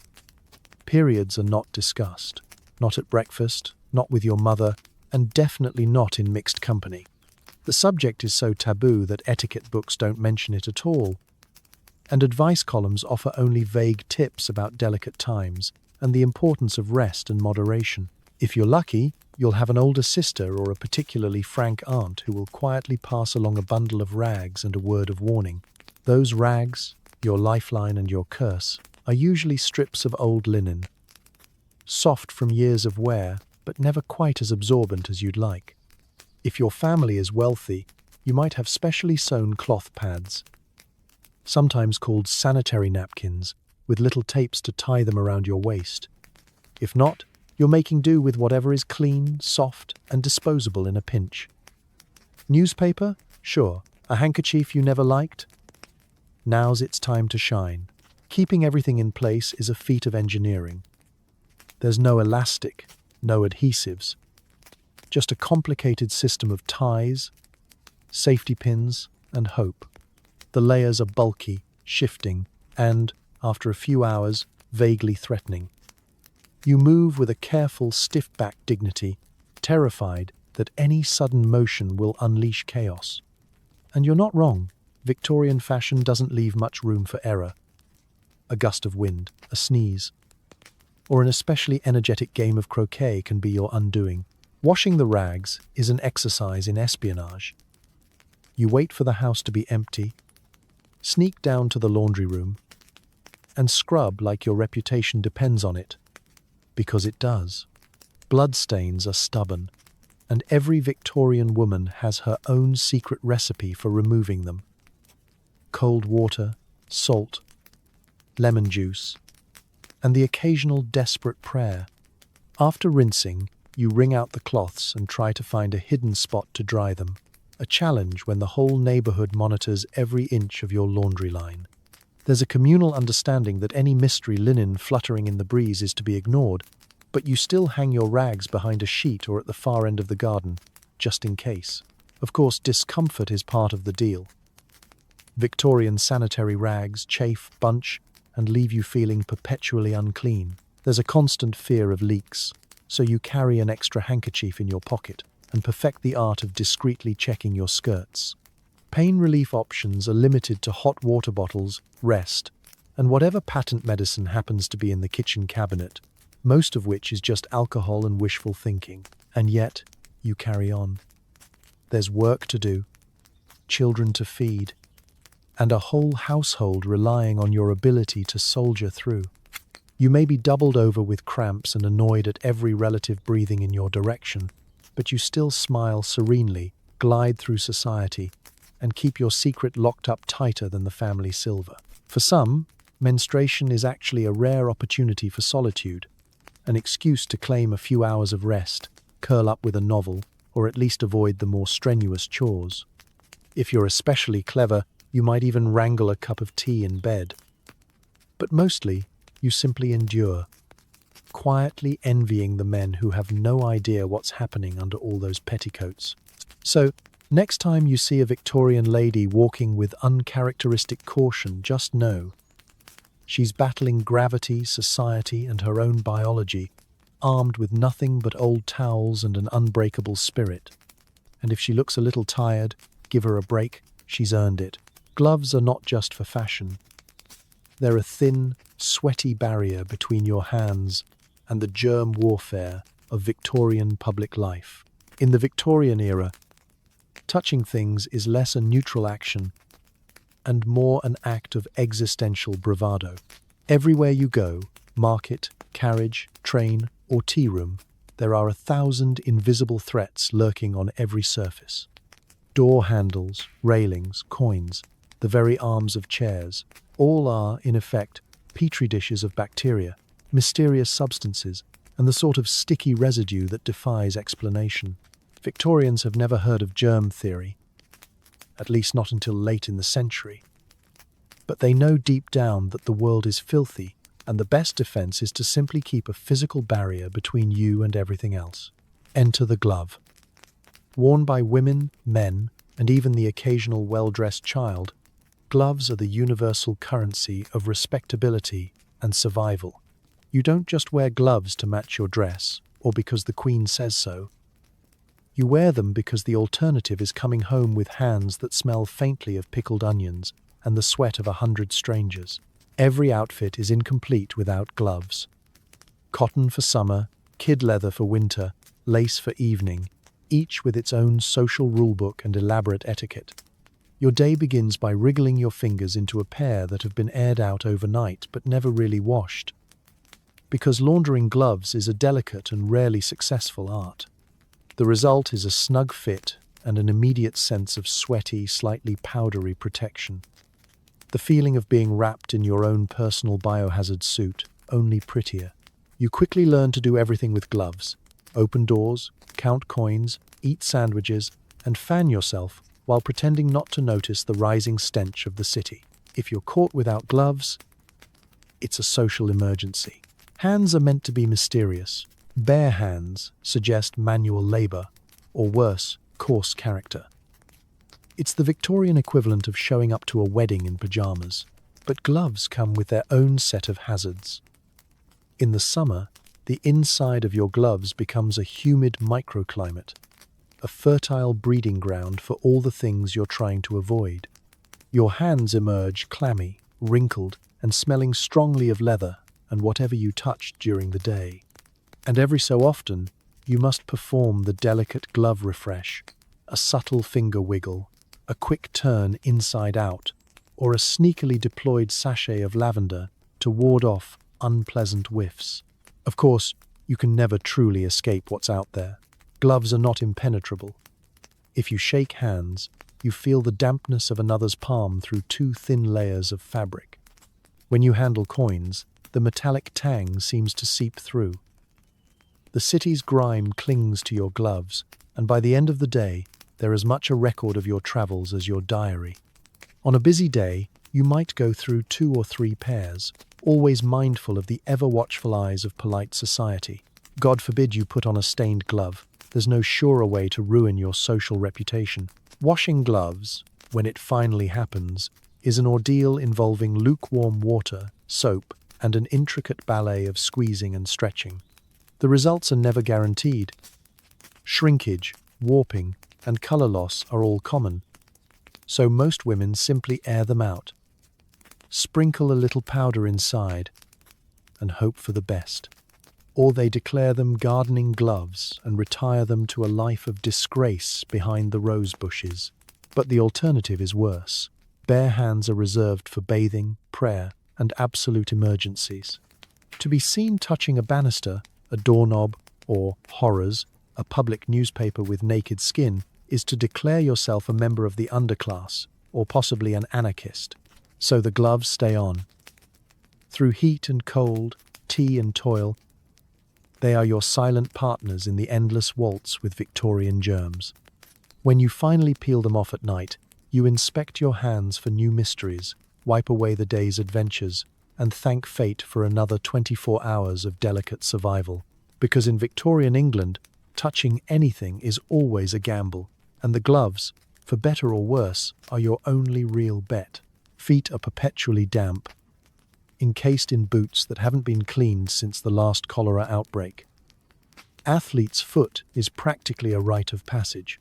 In the Victorian era, what you wear on your feet says a lot about your place in society, your personal resilience, and, quite frankly, your willingness to live with mild fungal infections. Let's start with the basics. Shoes are precious. For most women, a single pair must last through years of muddy streets, rain-soaked pavements, and the accidental puddle, which, in Victorian London, may or may not be water. Cobblers do a brisk trade in repairs, but unless you're wealthy, your boots are more patchwork than leather, each new mend a badge of honor and a potential leak waiting to happen. There is no waterproofing as we know it today. Beeswax and oil are the best defense, but they're never quite enough against British weather or the relentless onslaught of horse manure and industrial filth. Leather soaks up everything. Rain, mud, and that suspicious ooze oozing from under the cobblestones. By noon, your stockings are wet, your feet are squelching, and your dreams of dry toes have long since evaporated. Slipping your feet into your boots in the morning, you're greeted by the familiar chill of yesterday's moisture, now reanimated and ready to accompany you for the next 16 hours. The smell is a pungent blend of old leather, damp wool, and something uncomfortably close to blue cheese. You could hang your boots by the fire to dry them out, but this usually just means swapping swampy for crispy. And there's always the risk of shrinking them into toe-pinching torture devices. Let's talk design. Women's boots are tight, pointed, and often buttoned up with a delicate hook, which is as easy to use as threading a needle blindfolded. High-button boots are a sign of sophistication and sore fingers. If you're particularly fashionable, you might wear heeled boots, very dainty, very elegant, and a fast track to twisted ankles on uneven Victorian cobblestones. For those with a taste for adventure, overshoes and galoshes offer the faintest hope of protection. But mostly they just fill with rainwater twice as quickly. Inside the boot is another story. Stockings, cotton in summer, wool in winter, are meant to absorb sweat and cushion the foot, but after a day's walk, they're more sponge than sock. Changing into a clean pair is a luxury. For many, it's simply out of the question. The result? Blisters, corns, and the constant itching presence of athlete's foot, known more politely as foot rot or the walking rash. A communal foot bath is offered at some bathhouses, but sharing water with strangers is a risk few are willing to take. Let's not forget the squeak. Victorian boots develop their own personalities over time, and nothing says "here comes trouble" like a hallway echoing with the mournful wail of damp leather. If your soles are especially worn, you get the added fun of slapping and sticking with every step. So much for stealth or grace. Removing your boots at the end of the day is an act of liberation. You wrestle with the buttons, tug, wiggle, and finally peel them off, sometimes bringing half your stocking along for the ride. Your feet emerge red, pruny, and imprinted with the boot's inner stitching. The relief is real, but so is the aroma, enough to clear a parlour or send the family cat running for the next county. If you're lucky, you can air out your boots overnight, stuff them with newspaper to soak up the worst, and perhaps sprinkle a little talcum powder in a hopeless act of optimism. But you know the truth. Tomorrow's journey will be just as squishy, and you'll soldier on, because what choice do you have? Shoes are too valuable to complain about.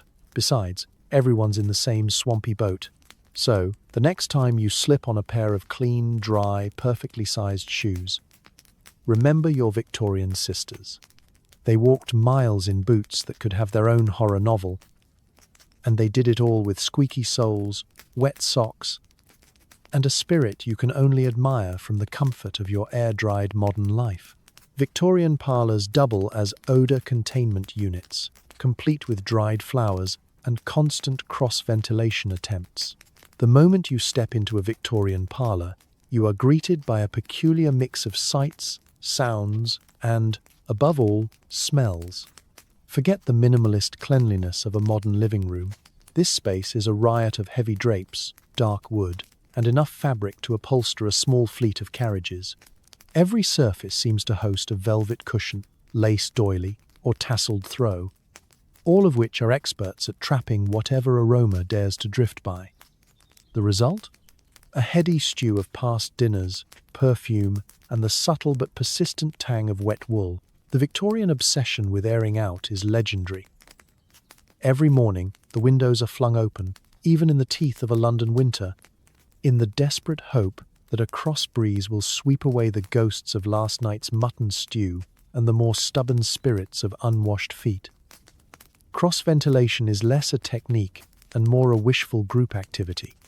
Parlour windows, when not nailed shut for security, are propped open with everything from books to the family cat. The result is a room that is simultaneously chilly, stuffy, and gently redolent of whatever is fermenting outside on the street. But the Victorians do not surrender easily to odour. Enter the scented candle, not your modern artisan soy blend, but a tallow creation infused with lavender oil, rosewater, or if the family is feeling flush, real beeswax. Lighting one is a small act of defiance, a way to fight back against the encroaching tide of house smell. A single candle can only do so much, so parlours are lined with bowls of dried flowers, potpourri, and sachets of crushed herbs, all meant to create the illusion of a gentle English summer, even as the reality outside is more factory in a thunderstorm.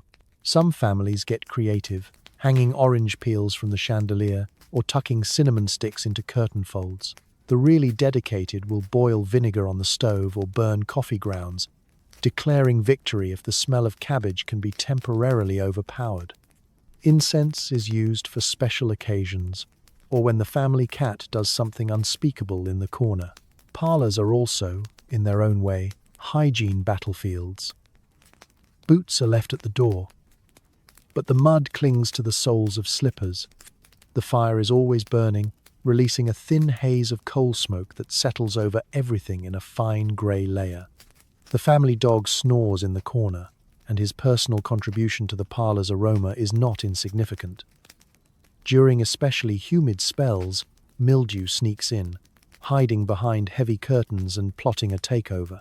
Yet for all their challenges, parlours are the stage for daily life. Visitors are greeted, gossip is exchanged, tea is poured, and children practice their scales on the upright piano, all while pretending that the air is as fresh as a spring meadow.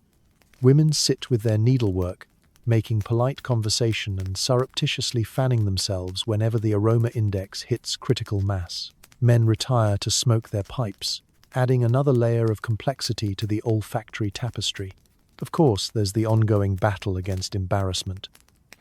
If a sudden gust brings in the scent of the neighbour's fish stew, you simply smile, raise your teacup, and change the subject. If the parlour takes on a particularly lived-in quality, a well-timed joke about the weather or the neighbour's new cologne will usually suffice. When evening falls and the candles flicker out, the parlour returns to its resting state, a fragrant archive of the day's triumphs, missteps, and unspoken secrets. As you leave the room, you take a last deep breath and wonder, just for a moment, if anyone in the future will understand the complicated heroism of keeping a Victorian parlour smelling almost like roses, and then you close the door behind you, leaving the day's scented drama to simmer until tomorrow's grand airing out. Your hair is rarely washed, but always covered. Bonnets serve as both a modesty shield and a personal greenhouse for scalp bacteria. To truly understand the day-to-day existence of a Victorian woman, you must begin at the top, literally. Hats and bonnets are not just accessories. They are an entire ecosystem perched upon your head. In theory, they exist to shield you from the sun, to guard your modesty, and to ensure you never accidentally incite a public scandal with a stray lock of hair. In practice, they serve as sweat lodges for your scalp and secret keepers for whatever may be lurking beneath your carefully pinned curls. Each morning begins with a ritual as old as the empire itself: the donning of the day's headgear. The choice is dictated by an unspoken social contract involving the weather, your marital status, the time of day, and whatever mood Queen Victoria might be in. For the married or mature, it's bonnets with ribbons, velvet trims, and possibly enough artificial flowers to restock a small garden. Young ladies may wear caps or straw hats, provided they are sufficiently demure and entirely lacking in personality. Sliding the bonnet onto your head is a delicate dance.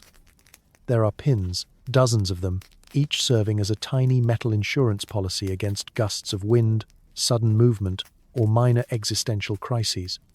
The strings are tied securely beneath the chin, a move that guarantees both social approval and a mildly suffocating sensation. By mid-morning, your scalp is already protesting, a subtle tingle of heat and pressure spreading beneath the fabric and growing steadily into a minor climate emergency. Victorian bonnets are not small affairs. Picture an upside-down breadbasket, lined with starched linen, layered with lace, and sometimes even reinforced with wire or horsehair for that little extra oomph. Some designs project so far forward you can't see anything except your own future disappointment. The inside quickly becomes a microclimate, warm, damp, and distinctly not fresh. If your hair was damp after your last bi-weekly egg and gin shampoo, it won't be by noon. It'll be gently poached. But there's more than just sweat brewing beneath that bonnet. Over time, oils, dust, and the residue of endless hair pomades collect, forming a sort of historical compost pile atop your head. If you're unlucky, you discover too late that something small and six-legged has moved in, seeking shelter among the artificial violets. Victorian etiquette demands you suffer in silence, adjusting your ribbons and pretending not to notice the occasional itch or crawl. Fashion aside, hats and bonnets are strategic. They shield you from more than sunlight and prying eyes. They are barriers to judgment. Forget to brush your hair? Bonnets to the rescue. Bad dye job? Wear a hat. Too busy to deal with the inevitable nest of tangles that comes from sleeping with hair down? A wide-brimmed straw beauty will keep your secrets better than any diary. Wearing a hat also means following an exhausting list of etiquette rules. Indoors? Remove it, unless you're unmarried, grieving, or the temperature drops below brisk. Outdoors? Never forget it, lest you wish to be seen as fast or, worse, French. The worst fear is being caught in public without a bonnet, a social scandal akin to grocery shopping in pajamas, but with more risk of fainting relatives. Taking off your headgear at the end of the day is a liberation. You untie the strings, slide out the pins, and peel off the layers of fabric, releasing a wave of warmth, dust, and pent-up sighs. Your hair emerges matted but free, bearing the marks of the day's battles and the faint aroma of whatever you've used to keep the frizz at bay. It's not uncommon to find a stray pin or, on adventurous days, the beginnings of a bird's nest. Still, you line your bonnets up for tomorrow, ready to repeat the ritual. In Victorian England, a hat is more than an accessory. It's a fortress, a modesty shield, and a silent witness to every secret, scalp itch, and scandal the day has thrown your way. And when history looks back, it's the hats and bonnets that will tell the real story. If only we had the courage to lift the lid. Medical advice ranges from try more rosewater to bleed her with leeches. Hygiene isn't saving you. Sometimes it's the thing that almost finishes the job. Welcome to the paradoxical world of Victorian medicine, where a visit to the doctor is as likely to end in disaster as it is in a cure. In theory, medical science is making leaps and bounds. Germ theory is on the horizon, and antiseptic surgery is about to become all the rage. In practice, your average Victorian woman is stuck somewhere between medieval superstition and the world's worst episode of House.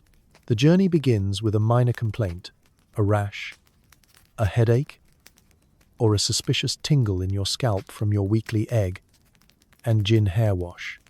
You mention it quietly to your mother or husband, who immediately prescribes the Victorian catch-all solution. Have a lie down and try not to worry. If things get worse, say a fever or persistent cough, it's time to call in the local doctor, a man with an impressive beard and a collection of tools that would give modern health inspectors night terrors. Victorian doctors are a suspicious bunch. Their faith in hygiene is absolute, but their understanding is creative. Some advocate for frequent sponging with rosewater, vinegar, or even ammonia. Others think that washing too often will open the pores to mischief and invite all manner of diseases straight into your system.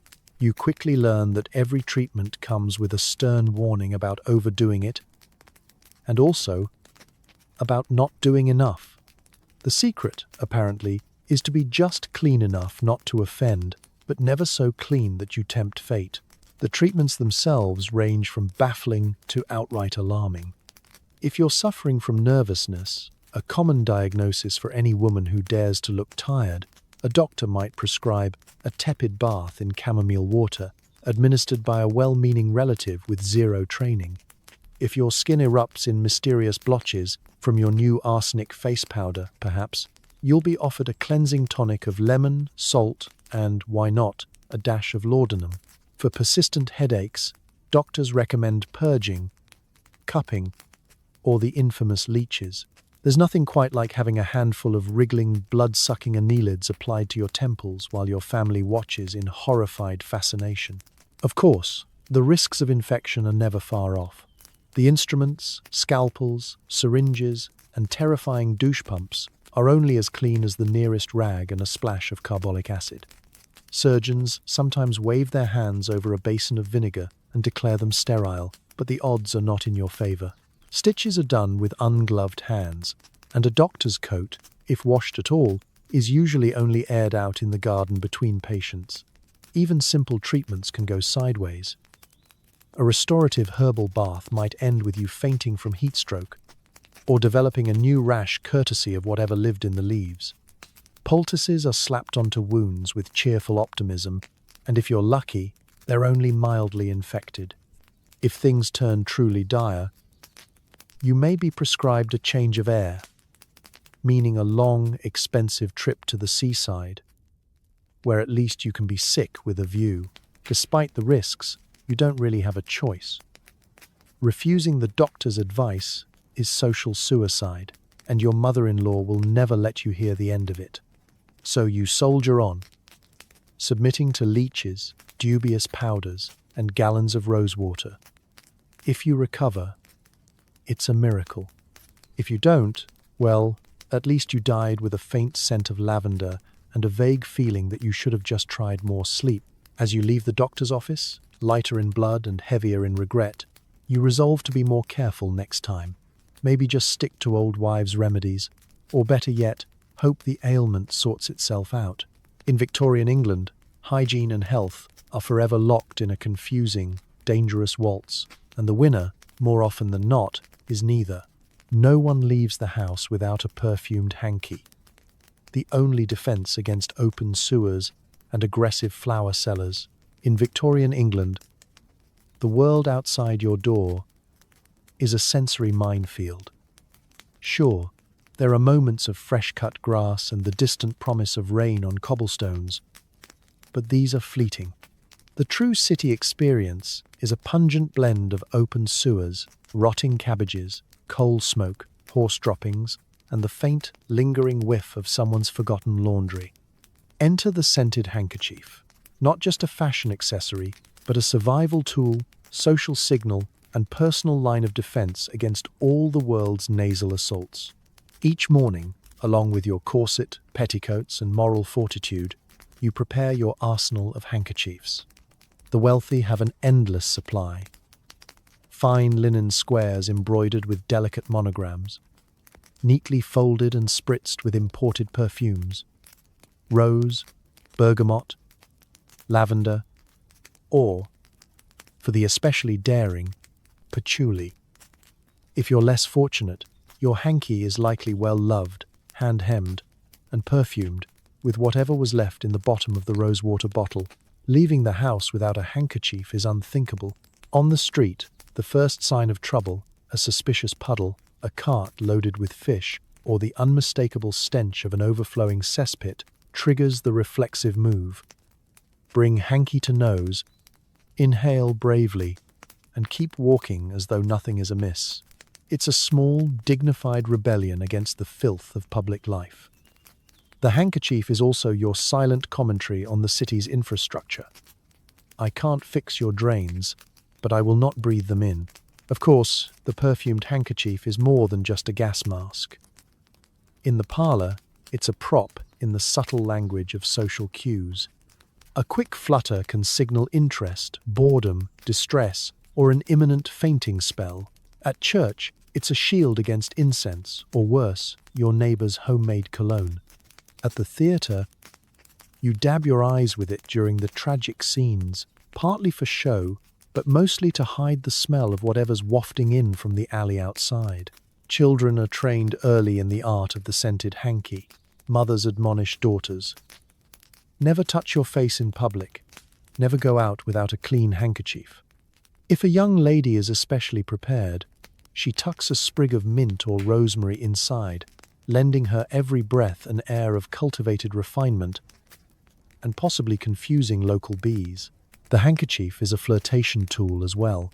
A dropped hanky is a time-honored excuse to attract attention, start conversation, or, if you're clever, initiate a rescue from an awkward social situation.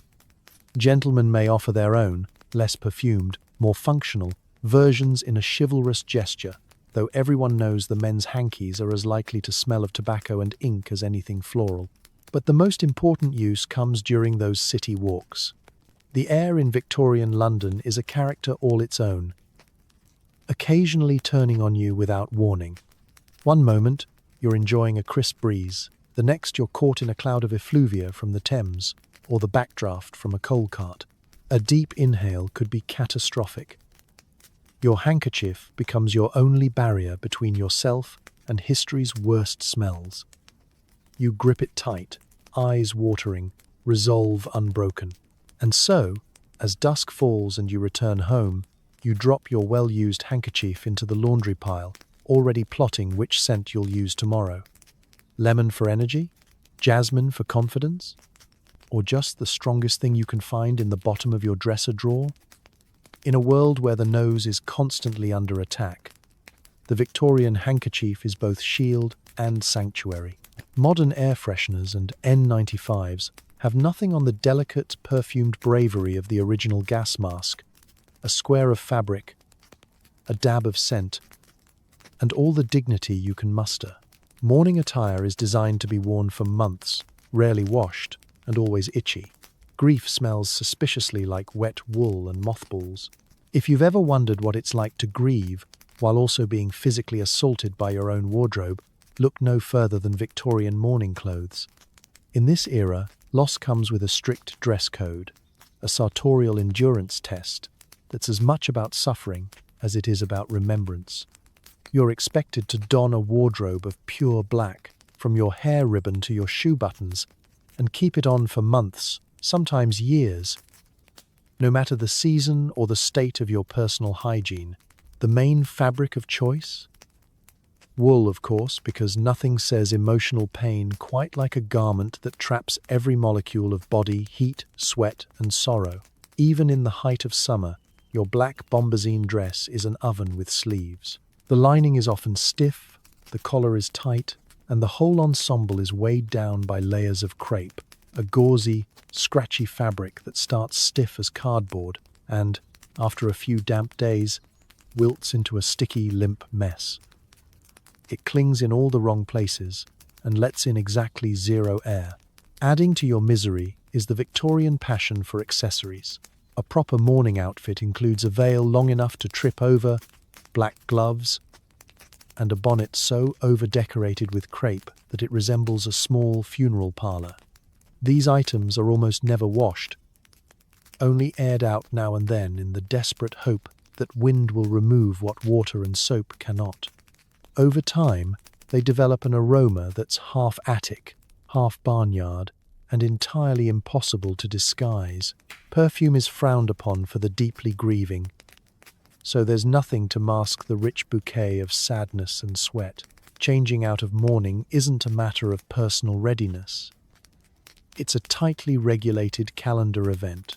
Immediate family mourning, full mourning, can last up to 2 years for a spouse, 6 months for a parent, and several weeks for less beloved relatives. During this period, any deviation from the correct attire is a social scandal. Society's sharpest eyes are always on you. One lace cuff in white or, heaven forbid, lavender, and you risk whispers about your heartlessness or lack of proper respect. Then there's the laundry situation. These thick black clothes are not designed for frequent washing. Black dye of the period is notoriously unstable, prone to fading into greenish or rusty hues at the mere suggestion of soap. Washing is reserved for absolute emergencies, red bodily fluids, and even then, you pray the water doesn't stain your hands or ruin your only morning dress. Instead, most women rely on a vigorous shakeout, a day in the sun, when possible, and generous helpings of mothballs to keep the local wildlife at bay. And oh, the mothballs. They're not just for the closet, they are sprinkled liberally in sleeves, hems, and even tucked into bonnets. The resulting perfume is less floral and more chemical warfare. Combined with wet wool and the ever-present scent of old crepe, it creates a personal scent cloud that can clear a drawing room faster than a political argument. Wearing mourning is an ordeal of body and soul.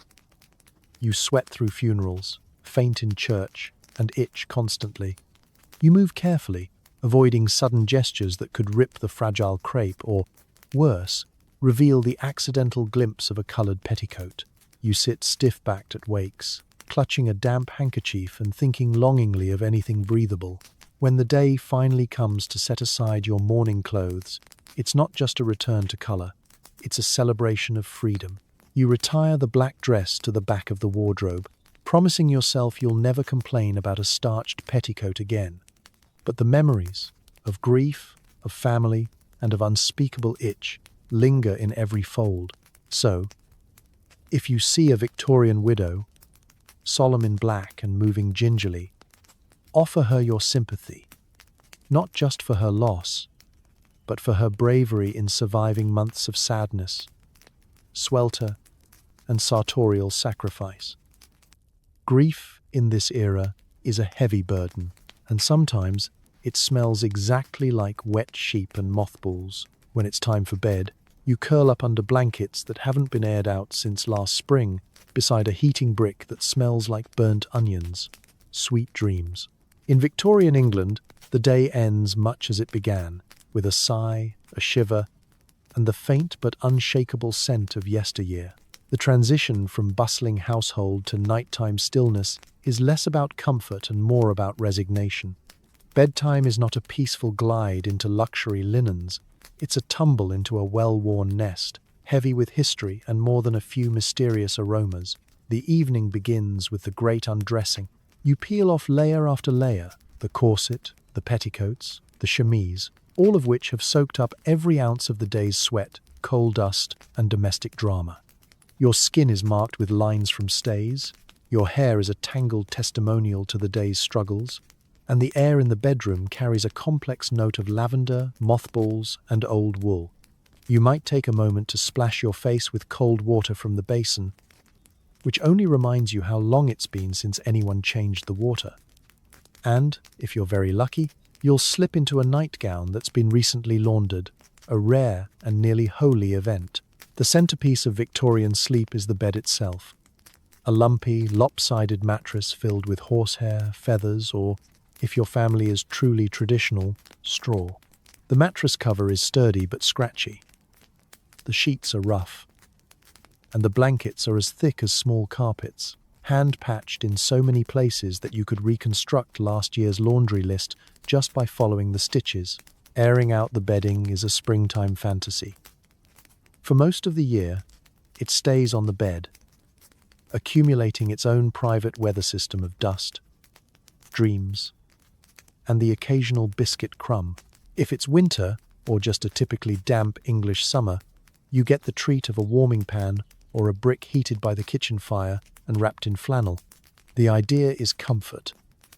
The reality is a scalding hot, then swiftly cooling, rectangle of clay that smells like whatever the cook reheated for dinner, onions, cabbage, and hope. As you settle in, you make peace with the aromas. Your nose registers a complicated blend. Hints of sheep from the woolen blanket, burnt starch, faint mildew, and somewhere in the background, the ghost of last autumn's apple pie. Privacy is another rare luxury. Bedrooms are shared with siblings, cousins, or even an elderly relative who snores like a foghorn. The fire pops and cracks, mice scurry behind the wainscoting, and the wind whistles through drafty windows. The only lullaby is the household settling. Floorboards creaking, pipes sighing, and the distant, reassuring clink of someone else's bedtime routine. As you close your eyes, you're not just falling asleep, you're burrowing into a living archive. Every blanket has a story. A patch from Aunt Maggie's skirt, a tear from last year's Christmas, an embroidery flower painstakingly stitched during an especially boring winter. Your dreams are scented by the past and shaped by the resilience required to sleep soundly on a mattress older than you. Occasionally, you wake in the night, cold or itchy, or just to listen to the quiet chorus of the house. Maybe you'll adjust the brick, roll over to escape a particularly sharp feather, or shake a stray bug from the covers. But you drift back, content in a strange way, grateful for the warmth, the softness, and even the well-used comfort of it all. In the end, Victorian bedtime isn't about perfection. It's about survival, routine, and the odd satisfaction of knowing you've made it through another day.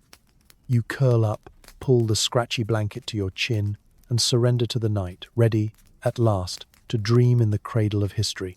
Dental hygiene in the Victorian era means attacking last night's mutton with whatever's handy, goose quills, whittled sticks, or even sewing needles if you're brave or desperate enough. If you're lucky, you end up with a clean tooth. If not, you just picked yourself a brand new cavity. After the morning ordeal with your boar-bristle toothbrush and chalk-flavored powder, you still feel something wedged stubbornly between your molars, a little souvenir from dinner, which, like most things in Victorian England, refuses to let go. Welcome to the era's other great oral tradition, the art and danger of the makeshift toothpick. Toothpicks are everywhere and nowhere. There's always something sharp lying around. A sewing needle, a hat pin, a goose quill plucked from yesterday's writing session, or a sliver of wood snapped off the broom handle in a moment of domestic frustration.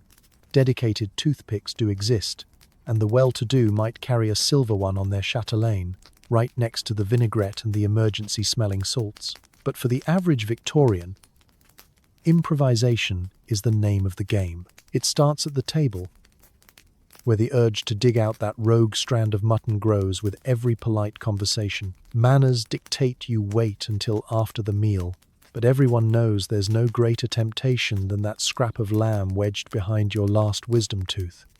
In private, etiquette slips, and you begin the delicate process: poke, prod, and wiggle, feeling either relief as the debris gives way or sudden regret as the toothpick snaps and lodges itself in your gum. Sometimes, ingenuity goes too far. Whittling a splinter from the nearest piece of firewood, you risk a splinter in your tongue and a lecture from your mother about the dangers of home carpentry in the mouth. Goose quills offer a slightly more refined, though still risky, approach. The sharp end works well, until you remember it was last used to sign your uncle's will. Sewing needles are for the truly desperate, or the hopelessly optimistic. The idea is simple. Thread the needle between your teeth, gently nudge the offending scrap, and pray for a steady hand. The reality is you often poke yourself, drop the needle, and spend 5 minutes crawling around the parlor carpet, hoping nobody notices. If all else fails, there's always a piece of straw from the stable or a random pin from your hat, though neither is likely to make your dentist, if you have one, proud. All this amateur dentistry comes at a price. Gums bleed, enamel chips, and more than one dinner guest has been seen surreptitiously spitting out a piece of toothpick mid-conversation. Infection is always a looming threat, especially if your makeshift pick is less than clean, which, let's be honest, it usually island. But in a world without dental floss, desperate times call for desperate measures. For those with a sense of humor and a high pain threshold, the toothpick renaissance is a point of pride. You swap stories with friends who picked their teeth with a knitting needle and lived to tell the tale, who suffered the indignity of a broken quill, who spent the night with a wood splinter lodged in the gum and only minor regrets. On rare occasions, a traveling toothpick peddler comes to town, offering sets of fine bone or ivory picks for a few shillings. These are status symbols as much as tools, admired, shown off, and, inevitably, lost under the sofa cushions. Some families keep a communal toothpick by the sink, passing it around after meals in a gesture that would horrify future generations of hygienists. Still, the quest for a clean tooth outweighs the risks. As the evening wears on, you lean back in your creaky chair, poke between your teeth with whatever's handy, and declare victory if you manage not to draw blood. And so, in the world of Victorian dental hygiene, it's always a gamble. Splinters or clean teeth, but rarely both. If your smile survives intact, count yourself lucky and consider investing in a nice piece of licorice root for next time. It's the closest thing to floss you're likely to find. You hire a maid to clean, but all she's really doing is rearranging the dust. Floors are swept with half-rotted brooms and polished with spit and elbow grease, sometimes literally. The house smells slightly better, but now everything is just sticky. Victorian housekeeping is, at its core, a daily performance. The illusion of cleanliness is maintained with relentless energy and just enough actual cleaning to keep up appearances. Enter the maid, armed with her battered arsenal, a straw broom with most of its bristles gone, a rag that's seen more family tragedies than the family Bible, and a bucket of water that might as well be a broth of dust, soap, and the faint ghosts of last week's mopping attempts. Mornings begin with the ceremonial beating of the rugs. Carpets, dragged outside and flung over the garden fence, are battered with sticks or tennis rackets in a ritual equal parts exercise and venting. The dust cloud that rises could choke a horse. And by the time the maid is done, half the neighborhood knows what color your parlor carpet used to be. Anything that's not nailed down is dusted, shaken, or flapped out the window, with the faint hope that London's ever-present coal soot doesn't float right back in. Sweeping is the next ordeal. The broom, limp and fraying, is less about removing dirt than redistributing it to new and surprising locations, under the settee, into corners. And, if the maid is feeling artistic, arranged in decorative patterns along the baseboards. Dust is a constant companion, settling back on every surface the moment your back is turned. The phrase "clean enough for company" is less a promise and more a plea for understanding. Then comes the polishing. Wood surfaces are wiped down with whatever is handy. Spit for shine, a bit of leftover tea for stubborn spots, and sometimes a splash of vinegar if the master of the house isn't watching. If a guest is expected, everything gets a quick rub down, transforming dull mahogany into nearly respectable. The secret is not so much removing the grime as disguising it. Candlesticks are polished until they gleam, at least on the side facing the room. Silverware is buffed with a flour and salt paste, then wrapped in a cloth that will inevitably leave streaks and fingerprints. The final step is always the same. Stand back, squint, and declare victory.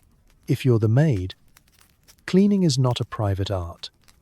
It's performed under the watchful gaze of your employer, her mother, and occasionally the neighbors. Every speck of dust is a silent judgment, every water ring a potential scandal. Heaven help you if the drawing room sofa is found harboring a colony of biscuit crumbs or, worse, a spider. The only thing more dangerous than dust is discovery. Kitchens are their own battleground.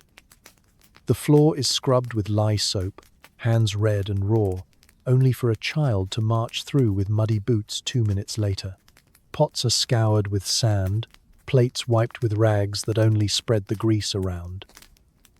If something looks clean, it's best not to look too closely. The air is always thick with competing scents. Soap, vinegar, last night's stew, and the ever-present aroma of damp wool. No amount of lemon peels on the stove or bundles of dried lavender can mask the undercurrent of lived-in. Guests might comment on the charming country air, but everyone knows what they're really smelling is survival. By the end of the day, the house is tidier, but only if you don't look too hard. Dust is temporarily subdued, floors are sticky with effort, and the illusion of Victorian order is preserved, at least until tomorrow, when it all begins again. If anyone asks, your maid will say it's clean as can be, which, in the Victorian era, means good enough to fool most of the family, most of the time. And sometimes, that's as spotless as it gets. Victorians are obsessed with ventilation, because bad smells mean disease. But open a window, and you invite in a new plague. Coal smoke, horse manure, and every neighbour's cooking experiment. You close it again and declare the room well aired out of sheer denial. There's no such thing as central air in a Victorian household. In fact, the closest thing you'll get to climate control is the daily dance with a window latch, fueled by a blend of medical anxiety and wishful thinking. The entire family is convinced that letting in a little fresh air will save you from everything from scarlet fever to the common cold. The catch? Fresh air in Victorian England is a gamble at best, a chemical weapon at worst. The day starts with optimism. The parlour is stuffy, the bedroom's musty, and everyone agrees it's time to air things out. Windows are pried open with a crowbar, or, failing that, a polite knock from the housemaid, and the family waits for salvation to drift in on a breeze. Immediately, the outside world accepts the invitation.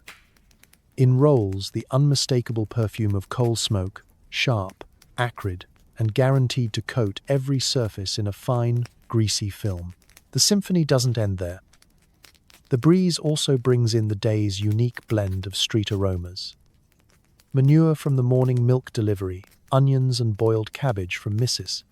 Weatherby's next door, and the faint but persistent tang of yesterday's fish market leftovers fermenting quietly on the curb.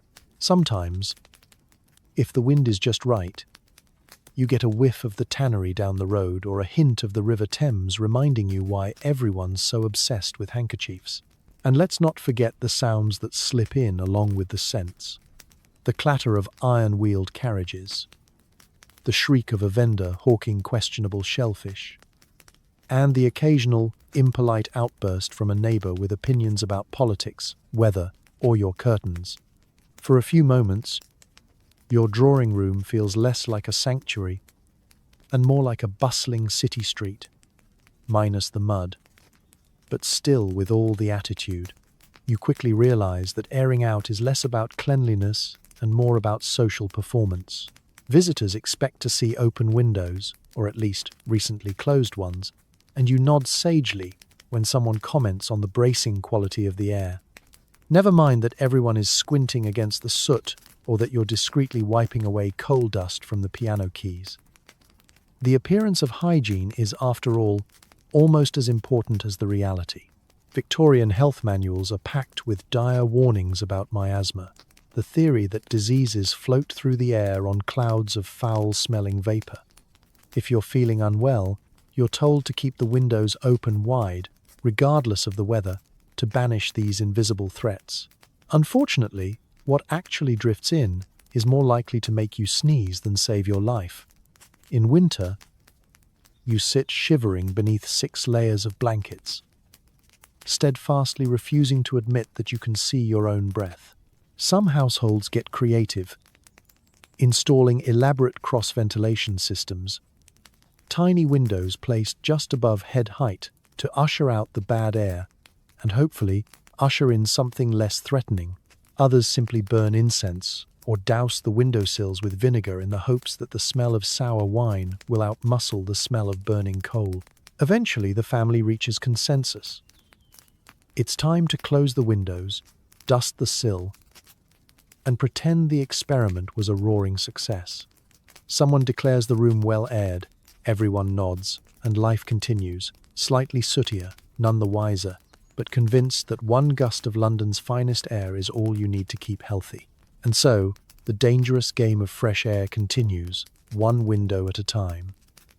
In the Victorian household, the only thing more perilous than the outside world is pretending you're not breathing it in.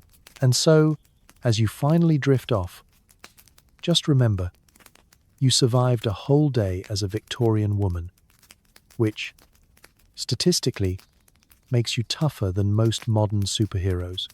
You endured the itch of unwashed wool, the dizzying swirl of rosewater and regret, and the ever-present anxiety of a single shared bath with the entire household. You survived lead makeup, communal bathwater, chamber pots, and underwear that existed only as a rumor. You faced down vinegar deodorant, dust-based cleaning, and hair routines that could break a lesser spirit. You lived through the nightly terror of crawling under questionably clean blankets next to a heating brick that might, at any moment, ignite both your toes and your sense of hope. But the real marvel isn't just what Victorian women put up with, it's that they kept going. They laughed, they loved, they invented new ways to pretend things didn't smell quite as bad as they did. They built the world's greatest novels, changed the course of history, and still managed to host garden parties with mud on their shoes. So tonight, as you settle into your clean bed with your hot shower, your fragrant soap, and the reassuring hum of indoor plumbing, maybe whisper a small thank you to those who came before you, who faced lice, laundry, and laundry lists of indignities, so you could sleep in peace. Because history is sometimes gross, sometimes hilarious, and always, always a testament to how stubborn, hopeful, and quietly ingenious people can be. Here's to clean sheets, modern toothpaste, and the wild, wonderful, weird resilience of the human spirit. Sleep well and dream sweetly, free of corsets, chamber pots, and the faint scent of old onions. Good night.